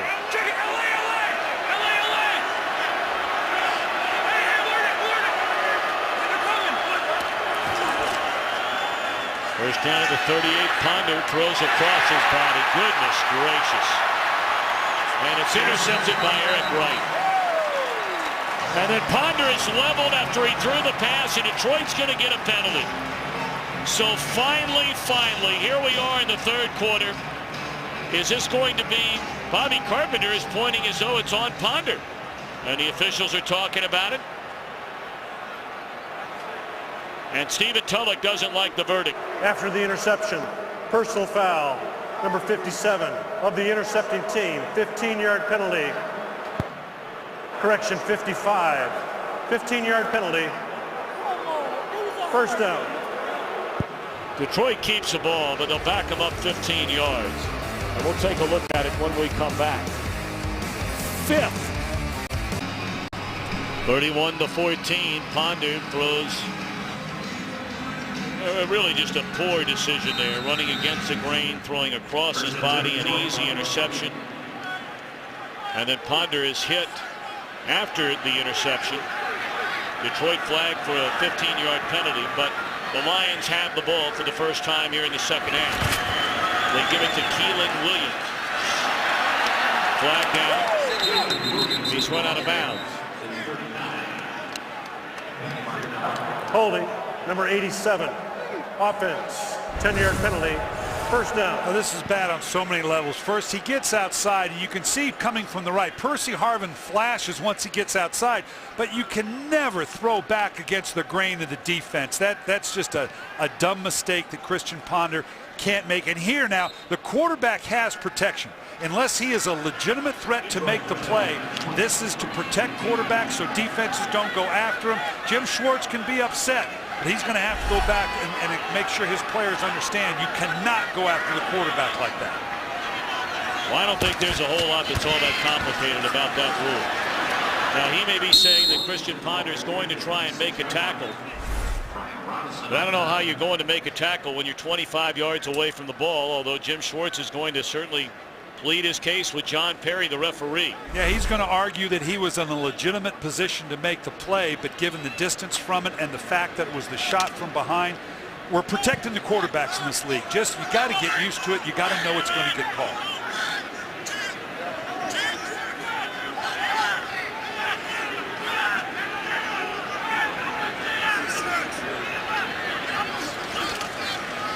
Stafford steps into the throw and makes a good one. It's Calvin Johnson, and that's a first down up to the 40-yard line. Joe Webb is starting to get loose on the Minnesota sideline. He's a backup quarterback. And I'd be interested to find out whether Christian Ponder took a hit and they're doing that to protect him, which I would certainly understand. If not, I don't understand that. This is all about the growth of Christian Ponder, overcoming these types of situations. If the young man's hurt, I understand it. If you're concerned about him getting hurt further because the way this game's gone, I understand that. Morris back in the game for the first time since he left in the first half. And Pettigrew makes a reception. Clock continues to run. He's out of bounds at the 44. They'll mark it. Second down coming up. And this is where Scott Linehan would like to have developed, or would like to develop more of his running game as they go forward, whether it's in this playoff run or actually getting into the playoffs, the presence of the running game. And Scott Linehan, this is a guy that wants to run the ball. This isn't, you know, hey, I'm content to throw it up 45, 50 times. He wants to be able to run the ball. They've just been out of running backs to do it effectively.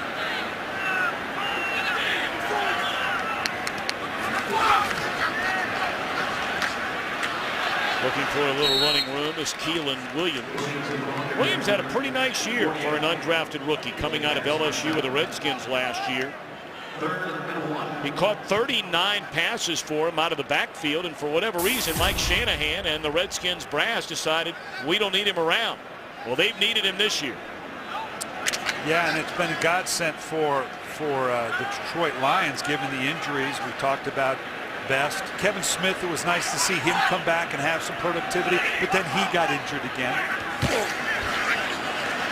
Handed off to Williams, and it looked like he had enough for a first down, needed right at a yard. And well, you really hope that Ponder is not hurt from that hit. Absolutely. You know, you go back to that hit, and you know, I know that Jim Schwartz talked about it this week, and the 22 penalties they lead the NFL due to the Lions, and personal foul penalties.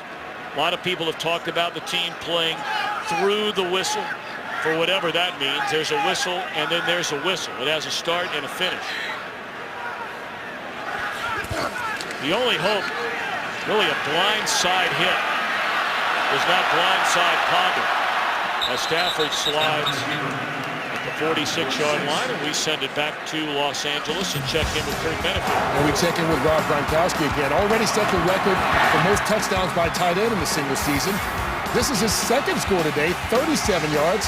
He's got 5 catches, 155 yards, and 2 touchdowns. New England needs all of it right now. They're up by a score in the third quarter over the Skins. Tom and Brian. All right, Mr. Menifee, thank you very much. Big round of applause here during halftime when they were running highlights of other games. And we brought up earlier that Atlanta is getting shellacked in Carolina. And dropped back at the 50 by Remy Adele. Here's Stafford. Tom, I brought a team in here, and here you can see the hit on Ponder. I brought a team in here in Detroit a couple years ago, and I lost control of that team. And it was my good players, my star players, Terrell Suggs, Ed Reed, cascading set of calls by the officials, and I lost control of the team. I couldn't reel it back in. The next day, I stood in front of them with my owner and my general manager and said, look, I'm going to be the arbiter here. I'm going to decide if I ever see that again, you're coming out of the game, no discussion, because you need to draw that line. Jim Schwartz has made it clear to this team how he wants them to conduct themselves. Make no mistake about that. Now you just got to go out on the field and get it done. Stafford throws, underthrow. So the Lions will punt it away. Well, look, Ryan, you were there. I've never coached an NFL team, never will. But you can talk from now until next Tuesday. Plays like that are going to continue to give the Lions a bad name. That is a hit on a quarterback from the blind side, 25 yards away from where the ball, and the guy who intercepted the ball ran out of bounds on his own.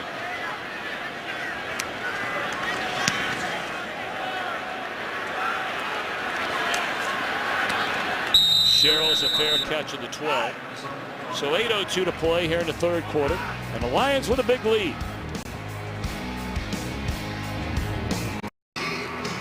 See it here in Detroit. We see it at NFL venues every weekend. Standing ovation for a member of the military. Just had a little boy. How about that? He was looking up the board going, hey, my Lions are up. That's exactly what he was thinking. Oh, God bless them all. That's great. Yeah, indeed. He even got the bird blanket there with him. He wanted to see what the score was. He's a true Lion fan. Well, Christian Ponder is out of the game. And we are awaiting word from the Minnesota sideline as to why. First down carry by Gerhardt, lunges forward for maybe 2 yards. We're wondering, is it just a bad day? You know, we know he had the hip pointer the entire week, did not really practice much at all until Friday. Checked him out before the game today. Or did it have anything to do with the shot that he took after throwing the last interception from Stephen Tulloch? I can promise you, if that's the case, Christian Ponder doesn't want to come out of this game.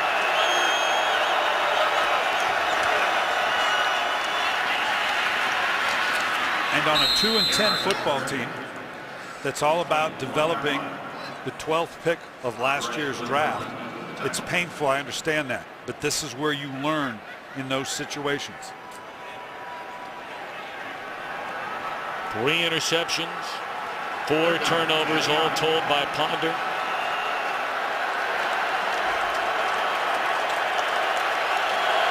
Leading to 24 points of the 31. Third down, we'll call it a long yard. Webb can run. He's forced to run and will run for a first down.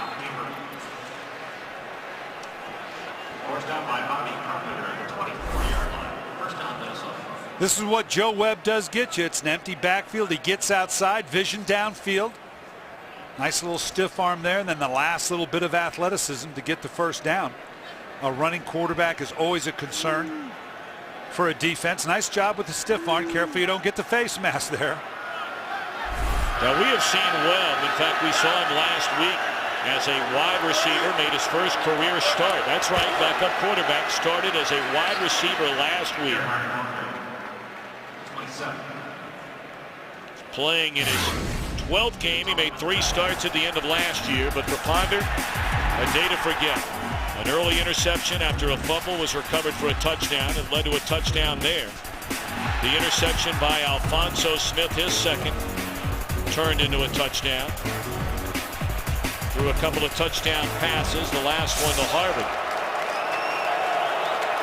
So now Webb, who you may remember, started against Philadelphia, got a win last season. That one is incomplete.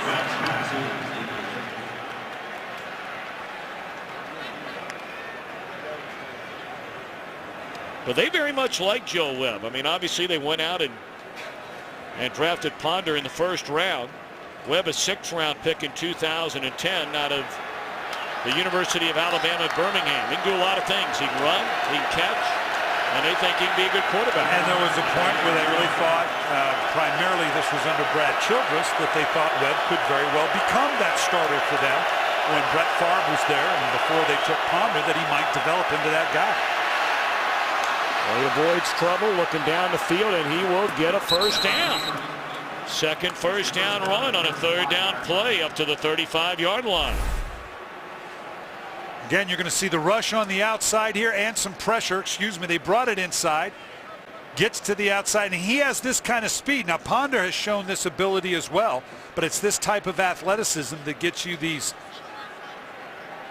cheap first downs. Harvin now transitioning. You can see right here. Watch him turn and go on first down. He knows where the first down. That's just a complete athlete there on Harvin's part. Knowing where that first down is, knowing that last hit might have kept him from getting the conversion.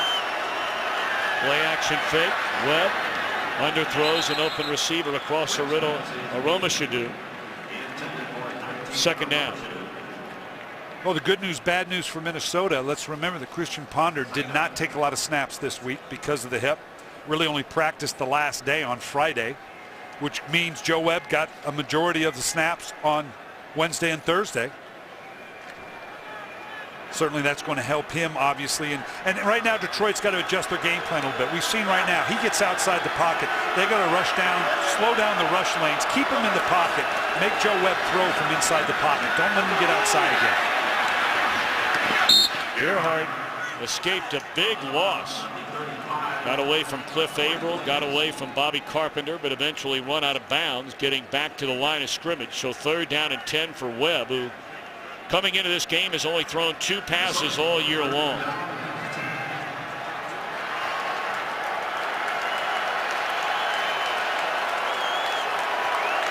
This down and distance should have Percy Harvin and Asante Shanko, who are on the same side right now.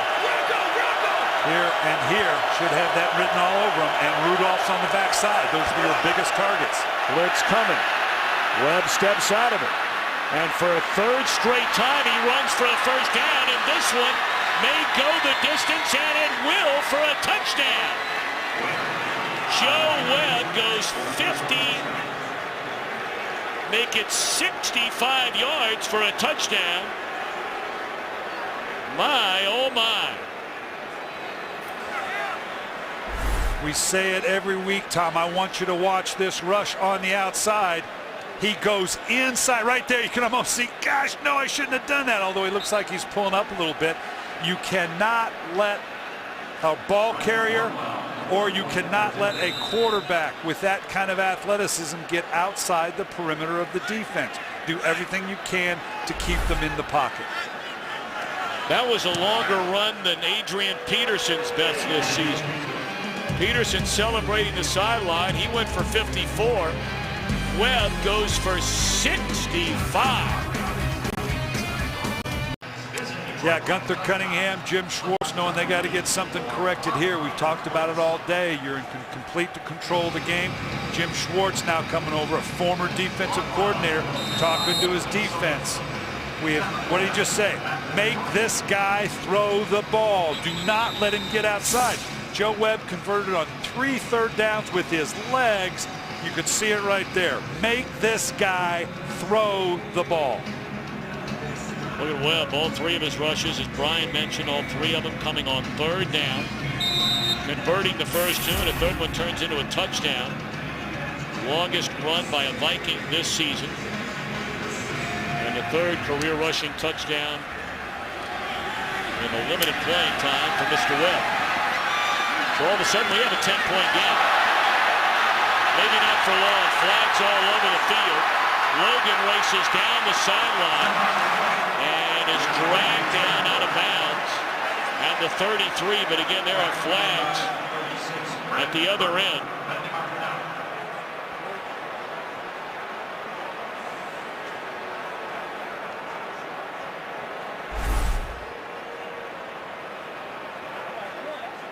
Talk about getting outside the perimeter of the defense. You can't let anybody get outside. During the return, holding, number 39 of the return team, 10-yard penalty, 1st and 10. Well, I want to tell you, Timeout on the field. Jim Schwartz was working those officials over. That wipes out a 71-yard return.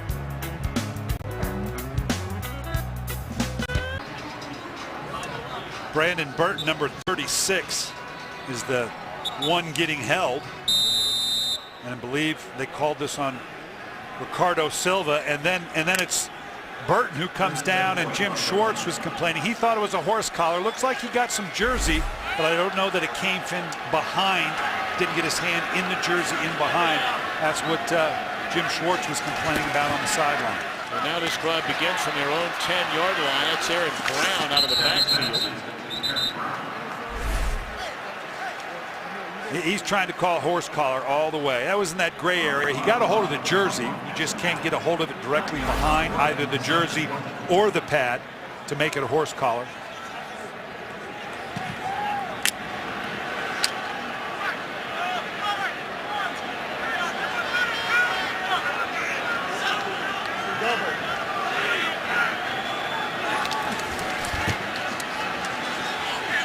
Denied a 1st down on 2nd and a yard. Robinson coming off the edge to make the tackle. So now here we are again, 3rd down and a yard. We brought it up earlier.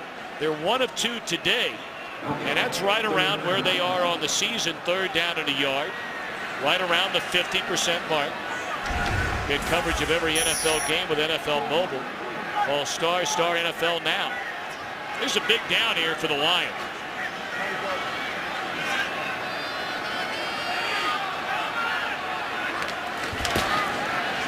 And a A big play for the Lions. Titus Young all the way up to the 45-yard line. Good call and executed perfectly. Yeah, I'm not so sure this wasn't what's called a smoke route, where he just raises up because he saw the pressure. They obviously loaded the box to stop the run. That removes the inside coverage. The only guys that knew they were throwing it was Young and the quarterback Stafford. Mistral Raymond, the injured Viking. We take an injury timeout. 10-point game with 2:50 in the third. Mistral Raymond, the rookie out of South Florida, injured a moment ago, jogging back into the Minnesota locker room. Jared Page, number 24, takes his place, and he's playing about 35 yards down the field. He's complete on the first down pass. And Stafford slow to get up. Where Stafford missed 19 games his first 2 years in the league. Boy, and he gets the ball. He has to get the ball out a little quicker than he wanted, and he got sandwiched on that one. You got to hope Stafford just can shrug this one off, because his 13 games this year matched the total he had in the first 2 years. You hope that he can, this is just something he can shrug off. He looks a little wobbly right now.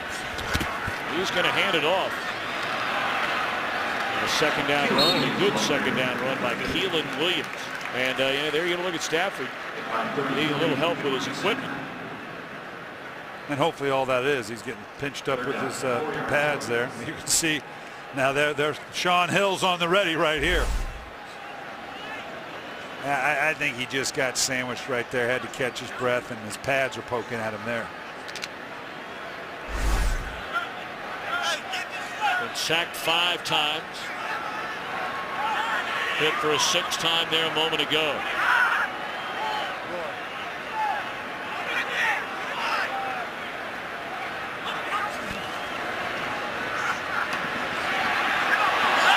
Young, it depends on where they're going to spot the ball, and it's a favorable spot for Young. Well, it looked like he tried to dance out of the way to get some more yardage. And he goes back on his own. I don't know if that's forward progress when you go back on your own. They may want to take a look at that. It was awful close either way. It's forward progress is forward progress, but when you go back on your own, you're on your own. I don't know why, given where you are right now, why you would not challenge that.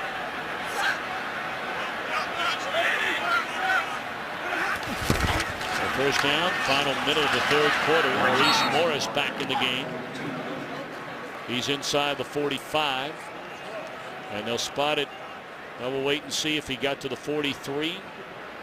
50 seconds remain here in the third quarter, and it's a 10-point game. This one a long ways from being over.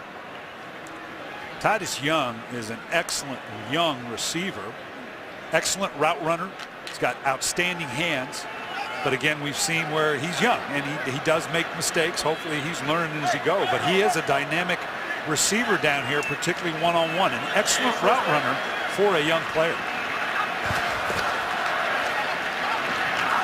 Into traffic, and it's batted away. Tony Scheffler, the tight end, looking for a flag. Didn't get it. Let's send it to Kurt Menefee and check in from L.A. The Saints have the highest scoring offense in the league, but they've gone 3 quarters without a touchdown today against Tennessee. That is until Drew Brees hooked up with a wide open Marcus Colston for the 35-yard score. Right now they lead at 16-10. Tennessee playing with Jake Locker in for the injured Matt Hasselbeck. Tom and Brian. Of course, Jake Locker, one of the 3 quarterbacks chosen ahead of Christian Ponder in last year's draft, along with number 1 pick Cam Newton, and of course behind Locker was Blaine Gabbert. Reception made, and in traffic a couple of extra yards for Pettigrew. Well, that's a strong man. That's a heck of a throw, and that is a man's catch by the big tight end. This is what you love about tight ends. You come inside and you've got such a sweep spot to go to these guys, a big physical guy like that. Just what you're looking for at the tight end position.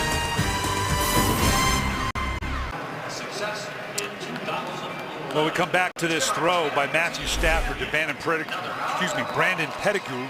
Look at this now. That's a tight hole. That's a big man that can bring the ball in. That's life as a tight end right there. Oh, a little bit of face mask they got away with. More than a little. But I tell you what, you play tight end in this league, that's a man's world, because those are the type of catches you typically have to make. You're in that linebacker level. Typically you're going to get hit like this.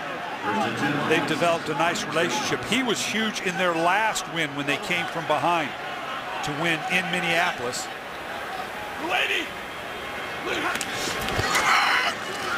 Fake it to Logan. Set up the screen to Keelan Williams. I tell you what little we saw Keelan Williams last year, Brian. I brought it up earlier. It's just hard to understand why you'd let a guy like this walk out the door. He can run the ball a little bit, catches the ball out of the backfield. Watch this, well designed. They fake the reverse that kind of holds everybody for a second, and then you throw a screen in behind a fake reverse. That's a great combination there, and obviously he gets a lot on his own. In Washington, they had Halou, the young back that they obviously felt like was going to be good for him. But you're right, anytime you see a player convert like that, you wonder how he got away from the team he was originally with. Yeah, he comes out of a big-time winning program at LSU. There's a horse collar indeed on Robinson. Jim Schwartz is going to go ballistic on this one. Defense, horse collar type tackle, half the distance, 1st and 10. That is a horse collar. Not only the jersey, but the pad. Not much of one. Just got a little bit of it. And I'm not sure he didn't hurt himself more because he landed right on his knee. But that is a dangerous tackle. I've seen far too many injuries come out of that, pulling from behind on the pads. That's a good rule. And then Robinson has to limp off the field. So 1st down at the 12 for Detroit.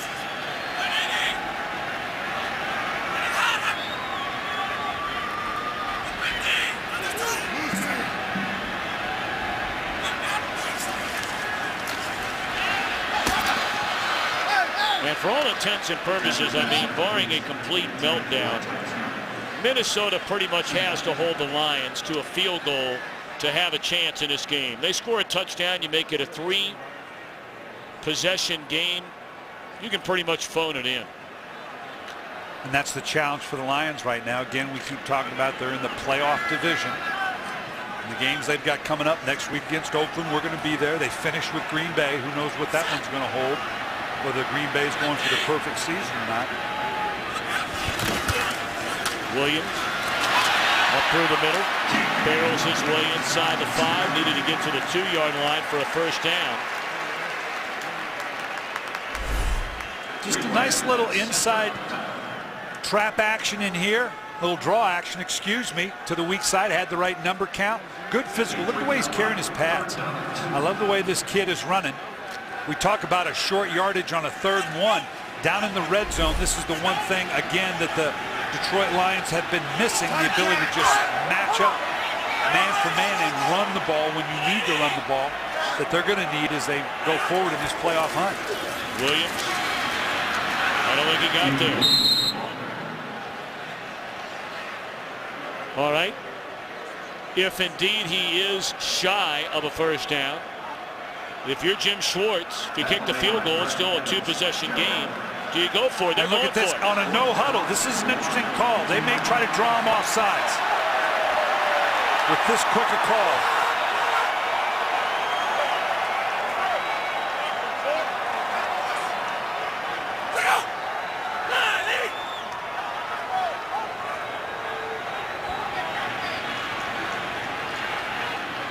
And that's exactly what they were doing. They're letting the clock come down now. I like the orchestration of this.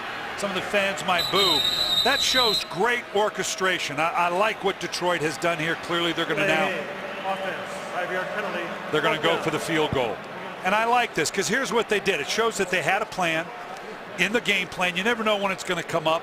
Short yardage, they weren't going to go for it. Let's hustle up, see if we can force them to mistake. They're doing the right thing kicking the field goal because now you're going to put the differential to 13. It's going to take at least 2 touchdowns or a touchdown and a couple field goals to get this thing back to where Minnesota. I just like the way they orchestrated this. This was a nice sequence for the Detroit Lions. And by the way, they just took a penalty to give a little loosen the tie, if you will, for Hansen. This will be a 26-yard field goal try. Good snap, good hold, and right down the middle. So a 34-21 game with 12:17 to play. For 12 minutes to go here in the Motor City.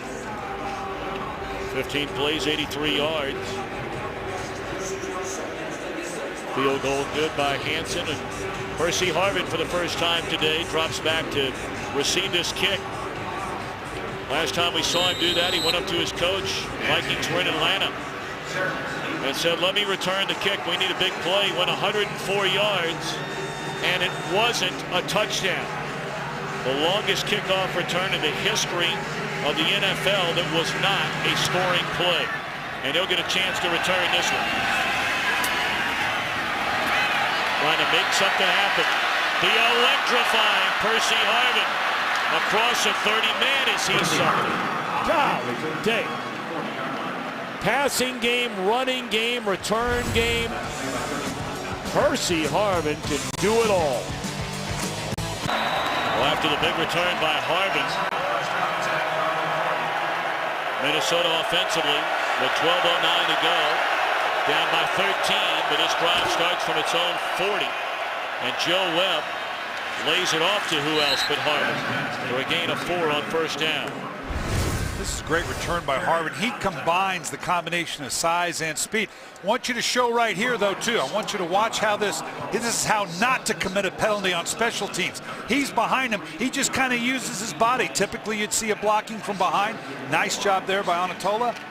And Harvin, you know, normally you have speed on kickoff return or you have power. This guy has speed and power. Question is, can Joe Webb throw you back into this game? That's incomplete. He had an open receiver, Shenko. That would have turned into a first down. He was under heavy pressure. Now, here we are on a third down. The first series directed by Webb, you may remember. It looked like Detroit blitzed on all 3 third downs. The first 2 times Webb ran for first downs. The third time he ran 65 yards for a first down. If they let him outside the pass rush, you may see Gunther Cunningham standing next to him on the field because he's going to go ballistic. Only a 3-man rush this time. And Webb delivers to Camarillo. That's a first down at the 43-yard line. Nice job here by Joe Webb. It was a 3-man rush with a delayed rush. You can see the 3-man rush. Now he's spying right here. You can see he step up. This was a late rush by Averill, who was backed off the line, and Joe Webb made the throw. Give him credit for that. Nice job. Much more intelligent rush by the Detroit Lions there. Only a second catch in the last 6 weeks for Greg Camarillo.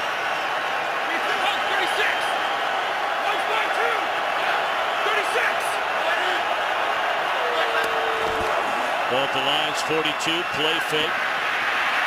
Webb, wow, he had a wide open Kyle Rudolph if he just would have perhaps planted those feet, because it looked like he had time to deliver a clean ball. Yeah, had he planted his feet a little earlier than Kyle Vanden Bosch here coming off the right side, probably would have eaten him up.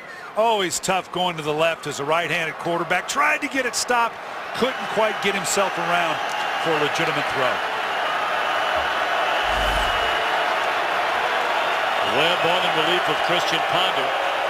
Nothing to report on the injury front by Ponder. Wondered if he would play this week at all because of a hip pointer last week, and that's a first down run by Gerhardt to the 31. And we check in again back in Los Angeles with Kurt Menefee. Well, the Falcons were down 23-7 at halftime, but they've come back with 17 unanswered points. Capped off by the Matt Ryan, Julio Jones 17-yard score. And they lead it 24-23 in the fourth quarter.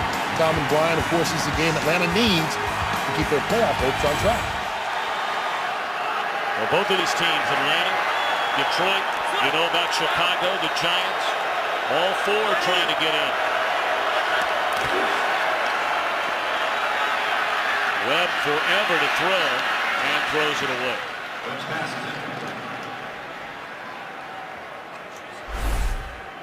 You can see the change here. It's coming off the edge. Kleinsasser staying in for protection. The longer it goes, they're going to let Joe Webb try to throw this out. Harvin on the backside, looking for this little fade. Had him early, but obviously trying to read it out. Detroit clearly going for a more passive secondary look. The blitzing that we saw earlier didn't work, so they're going passive now. Four-man rush again into traffic, and it's batted away by Spivey. 3rd down and 10. Spivey doing a nice job in 2 deep with that linebacker trailing Shanko. You're not counting on him, other than all that linebacker that is there to do is to force a higher throw.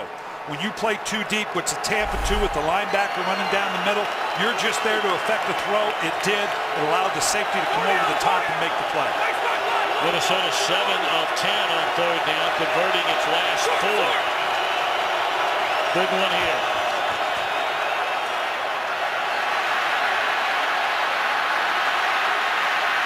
Webb looking around, dancing around. Wow. Did you get an idea about the mobility of Joe Webb there? He must have run 50 yards on that play. He's a couple of yards short of a 1st down. So now a decision. You need 2 touchdowns to take the lead. 2 field goals and a touchdown, more than likely he's not going to cut it. You got to go, don't you? Yeah, and I don't know that you have the time. The numbers you were just talking about, the number of possessions to think touchdown and 2 field goals, 9 minutes, a little over 9 minutes. You don't have that kind of time on the possession. They're doing the right thing here. Boy, you love the athleticism. You can see why you can get excited about Joe Webb. Minnesota's going to call a timeout before this 4th and 2. This is the first. Courage timeout. Minnesota. Minnesota breaks the huddle. 9:22 to go. 3 and 12 on 4th down. 4th and 2 here. Horsey Harvin, where is he? Gerhard got him. Inside the 20, down to the 18. That's just power football. With a little misdirection.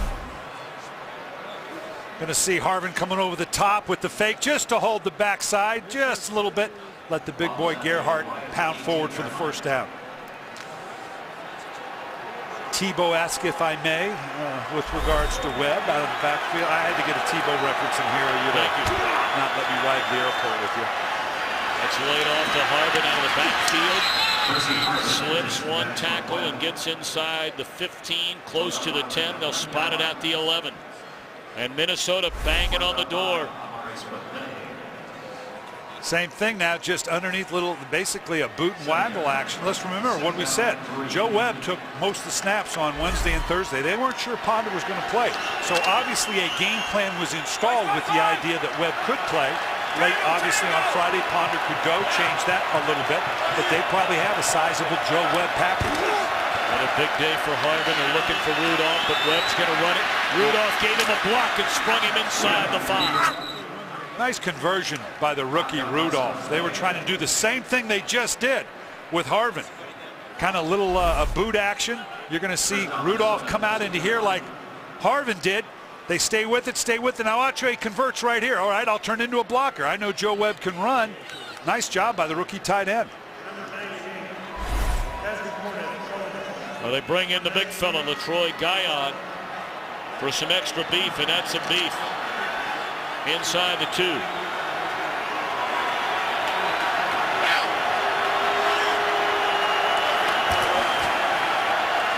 then they throw it. Little misdirection, and it's a touchdown for Gerhard. And now with just under 8 minutes to go, we have a game here in Detroit. And just what we talked about verifies why they needed to go for it. They make the extra point here now. Obviously now we got a legitimate, not only a 1-score game, okay, but it's a 1-score game where you can take the lead.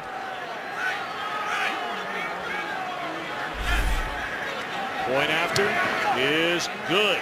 So now the pendulum swings the other way. Stafford and the Lions need to choose some clock, pick up some yards, because Minnesota's right with them. Gerhard, the 2-yard touchdown reception. 34-28. Want you to watch the difficulty on the outside. He cuts down DeAndre Levy on the outside, making it tough for the linebacker to fight through. This is what allowed the little boot action, or the fake action, I should say, to get to Gerhardt on the outside. Well conceived play. So now Logan from the 2-yard line. Still on his feet up to the 26. Well, things have really heated up early on. It was all about turnovers for Minnesota. 4 of them leading to 24 points for the Lions in the first half, including one return for a touchdown by Alphonso Smith. But Joe Webb came on in relief of Christian Ponder, went 65 yards on a touchdown run. Directs that drive of nearly 70 yards, capped off by the touchdown to Gerhardt. And now Chad Greenway, Jared Allen and company trying to stop Matthew Stafford and the Lions on offense and give Webb the ball one more time. Swing it out to Williams. And up to the 32-yard line. It's a good pickup on first down of 5. We opened up the game talking about how Detroit had made an emphasis when we met with them on Friday, about being efficient in their passing game, because they thought that Minnesota would get into their very conventional 2-deep coverage, and that's what we're apt to see here. The Minnesota Vikings are going to challenge Matthew Stafford to have that patience, but at some point this clock will be a factor, and they're going to have to force a turnover. Nothing there. Kevin Williams wrapping up Keelan Williams, no relation. Well, look at the numbers. Of course, Detroit hasn't had to do a lot on offense because of all the turnovers. And I want you to check this number right here now. That is 9 penalties. We talked about the penalties in the open. It has cost them here a couple opportunities to create even more separation. That again has been a factor in this game. All right, here we go. This is one of the biggest plays we've had in the game. 3rd down and 4. Stafford converts on 3rd down. Finding Burleson. So the clock will run. Under 6.5 to go. And again, what are we seeing? Short motion in, short intermediate passing game. Good solid pressure on the outside. Good accuracy by Matthew Stafford. And again, Minnesota sitting in a very loose defense that says you're not going to get the big play. That's all well and good, but at some point they're going to have to get an out because the clock is becoming more and more a factor. Well, we're under 6 minutes to go. Stafford letting that play clock go all the way down to 3. And then the catch is made by Calvin Johnson and a good tackle by Sherrills to avoid a huge gain, but it's a gain of 8. And you can see they're in the slot right now. The nickelback Sherrills at 5'10" is not going to be a match for Calvin Johnson at 6'4", 6'5".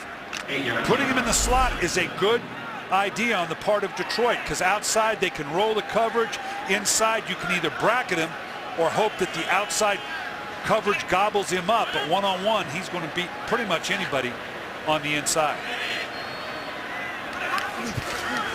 Keelan Williams on 2nd down, and he loses yardage.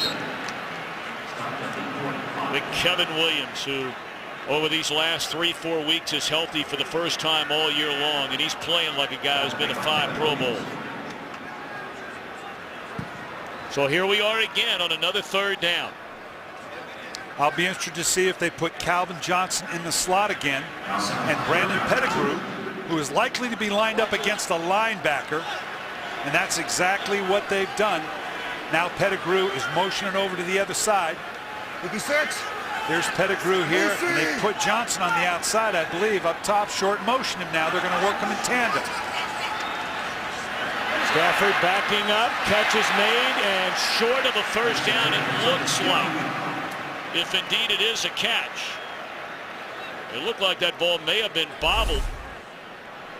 Forced to get the ball off early. Good pressure by Minnesota. Can't see anything there. It's kind of a moot point because it is short of the first down either way. Oh, but Brian, if he's short, it is by inches. And Jim Schwartz says this is not even debatable. The punt team's coming out. Yeah, you got to have faith in your defense. Your defense has played well. A little shakier in the second half. Because if you don't make this, again, I go back to your point. How much troubles have they had with a 3rd and 1, 4th and 1 offense? Now the punt will get into the end zone. Nearly. A great play. Laid down towards the end zone.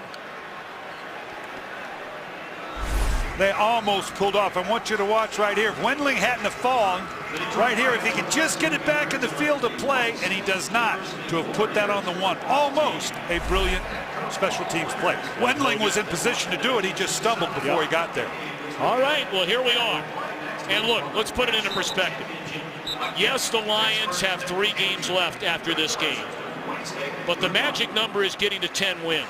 And they've got to play the Packers the final game of the year. And on the road to Oakland next week. This was a game they needed to win. If Absolutely. they lose this game, it will be a devastating blow for their chances to make the playoffs. This is the biggest defensive series of this season for Detroit. And the catch is made by Shanko on 1st down up to the 28-yard line. You can't stress it enough. This Lions team is playing a Minnesota team that is 2-10, and they're on their home field. And granted, not saying if they lose this game, they're not going to make the playoffs, but this was one you figure to put in the win column, and they're trying to do that.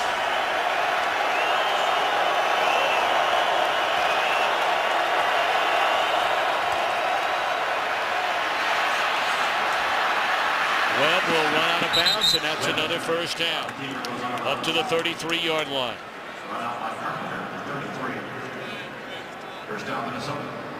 The pressure, you can take care of a rushing quarterback one of a couple ways.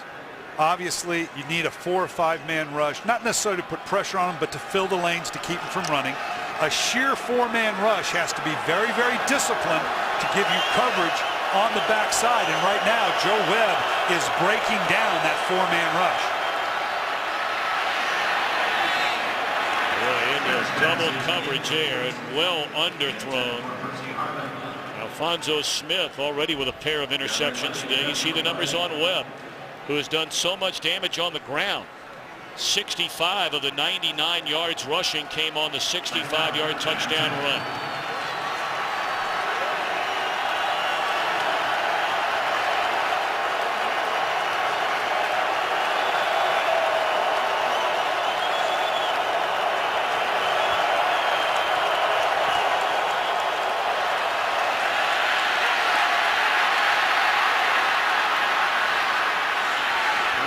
Miraculously escapes trouble and then nearly threw an interception, and again it was almost Alfonso Smith.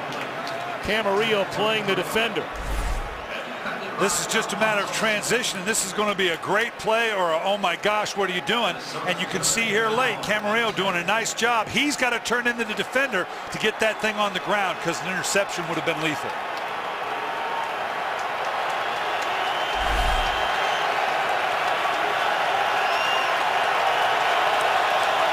They're down at 10. Percy Harvin.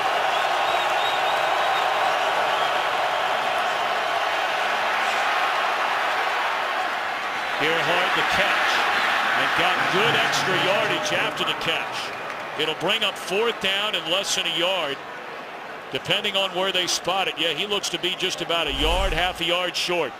And this is the side, we talk about the physical running style of Gerhardt. It looks like he is short, although that may bring about a challenge. But just that physical running style, he had 3 guys he busted through to get that extra yardage to make this thing even debatable. They're going to measure it. The chains are on this sideline, so they're going to have a very short way to go, and it looks like they're a little short. Clearly Minnesota will go for it. And here's the interesting thing from Minnesota. Obviously with Joe Webb in, we've already seen it. You have a lot more options, and I mean that figuratively and literally. To be able to run the option game, to get him to the edge. We've already seen a cross buck action where you bring Harvin over the top and fake it and throw the ball. They have a lot of options on short yardage with Joe Webb. Perhaps a trip to the playoffs on the line for Detroit. Minnesota still has a long way to go. Short yardage, they've got Harvin on the sideline. They are configured for a true short yardage play unless they play action fake it.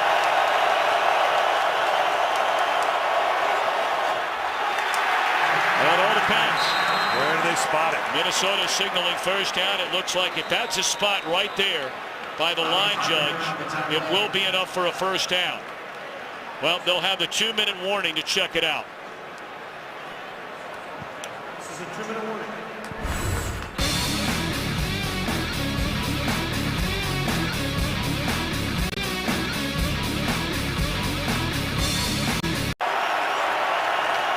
It was ruled a first down on the carry by Gerhardt. So first down here at the 43-yard line, and Webb looking around.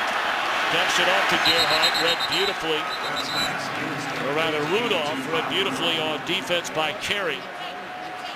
Second down and 10. And they said Rudolph did not get out of bounds, so the clock continues to run. Minnesota down 6 with the ball. Webb throws, catch is made to the 39-yard line by Camarillo. We mentioned he had only had 1 catch the last 5 weeks. 2 big ones on the last 2 drives. And it's Webb moving around the pocket. You can see how it breaks down the defense. Eventually you've got to come up and take the underneath guys. Webb stepping up in the pocket, buys him time for Camarillo to sit on the rail against 2 deep coverage and get him a big first down. So now the Lions huddle up. Defensively, the Vikings do the same offensively. Minnesota with 2 timeouts left.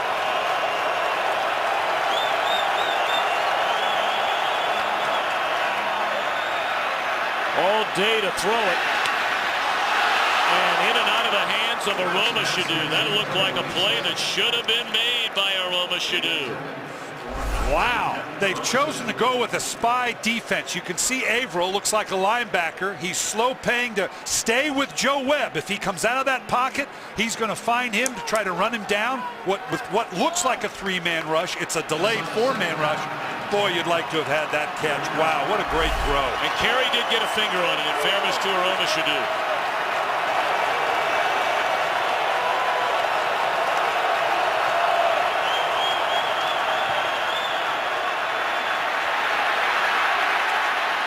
Harvin delivers a hit, takes a hit. He's piled up to the 31-yard line. And Minnesota forced to take a timeout with 1:11 yet left. Eric Wright just came back in the game after leaving with a hamstring injury. Again, watch how he keeps this play alive. You can't imagine how this breaks down a defense. You only have the 4-man rush, all but a delayed one. And now these zones start to break down as the play gets elongated. Even if it's just an underneath throw like that, you have to kind of give those up. But with a guy like Percy Harvin, he's going to get some good yardage, even a throw that's made at the line of scrimmage. Well, you know, we get back to Harvin, a young man who has been well documented, has been plagued by migraine headaches, going all the way back to his collegiate days in Florida. And right there, could have gone out of bounds to try and stop the clock, might not have made it, so he just lowered his shoulders and got what he could. This is where we may see a little of the option. We see Harvin motion back into the backfield. Yep. Booker, who had a huge fumble earlier in the game, hangs on to it this time and converts on a first down, and the clock is now at 1 minute. And the ball is at the 27-yard line. 1 timeout left for the Vikings.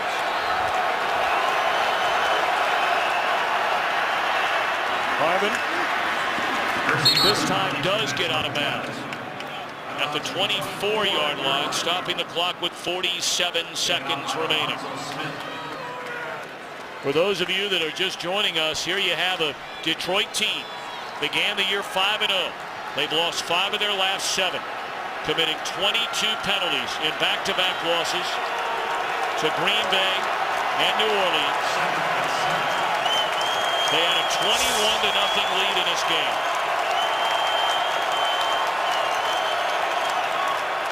Webb fires, catch made, and getting out of bounds for a first down is Aroma Shadu at the 16. He'll spot it inside the 17. First down. Not only was it 21-0 in the first quarter, Lions, it was 31-14 at halftime. The timeout is of no significance. You can see here they have one left, other than maybe to give yourself a third or fourth down call, because you don't have to save it to get yourself set up for a field goal, because a field goal obviously does you no good. Low snap. Webb digs it out, throws to the end zone, and incomplete. 36 seconds remain. This is the tough call for Gunther Cunningham, because the four-man rush, or the delayed three-man with Averill from the linebacker position, isn't putting enough pressure on Webb. You may have to bring that extra guy, but now you're down to some matchups outside with Harvin. Let's remember how injured this secondary of the Detroit Lions was coming in without a Chris Houston or a Louis Delmas, so they may have to live with this four-man rush and hope that the zone secondary can hold up.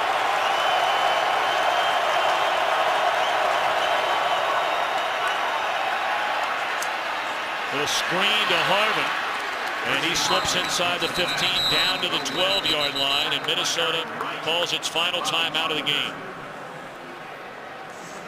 28 seconds left. It is a third down coming up. Ball is inside the 12. They need to get to the 6 for a first down. And this is where the Minnesota Vikings, Bill Musgrave, the offensive coordinator, you have no timeouts left. It's a third down. You've got to have two calls in the huddle. The last thing you want to do is have an orchestrated third down call. You get up and you're short, and now you've got to get to the line to make a call. Obviously, if they get a first down on this play, they can kill the ball and now give themselves a more orchestrated call. But if you have to make a fourth down play, you don't want to have to rush to get it done.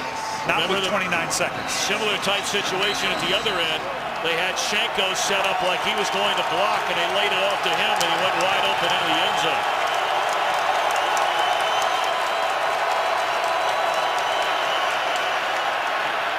Thrown behind Harvin, it's fourth down. That was a pass that should have been made. And Webb just misfired. Just a little bit behind him. Having to be just a little bit safe. DeAndre Levy waiting on the inside, so he needed to throw a little bit back shoulder, but obviously clearly too far behind him. Well, we said it earlier, and now we say it again.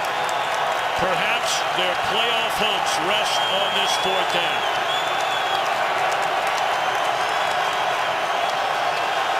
Percy Harvin here in the slot.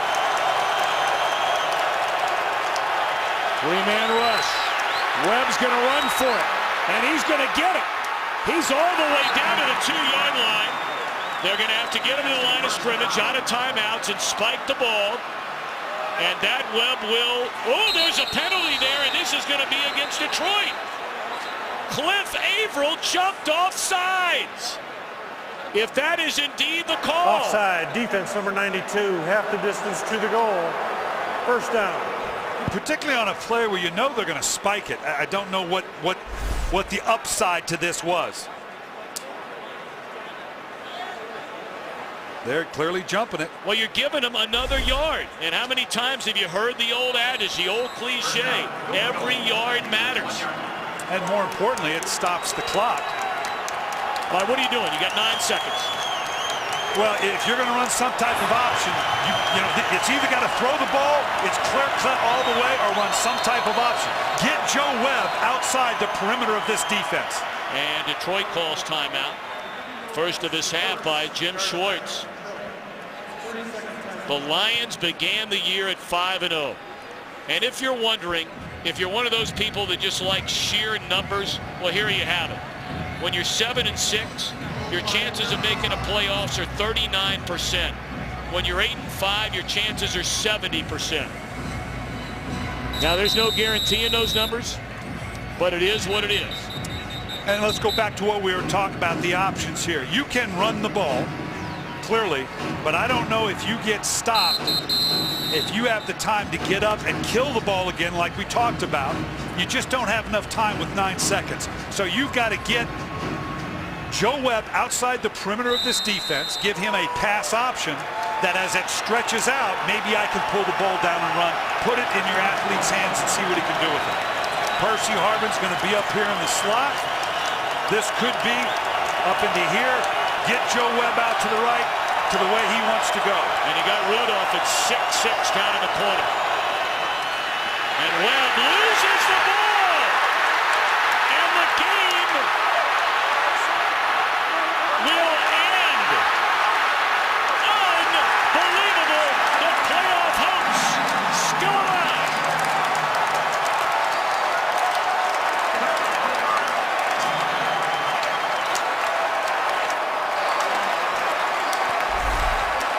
And he was doing just what you said, Tom. He was going to go to the fade to Rudolph Hill. He didn't have it. I don't know what got him to pull it back down, but at that point he had limited options. Got away with a face mask here. Oh, my. We're going to come back and see that one all week long, at least in Minneapolis. Wow. Bravo to the Vikings, though, to come back, fight through it the way they did, taking this down to literally the last play. So the Lions hang on. 34-28 the final. Lions go to 8.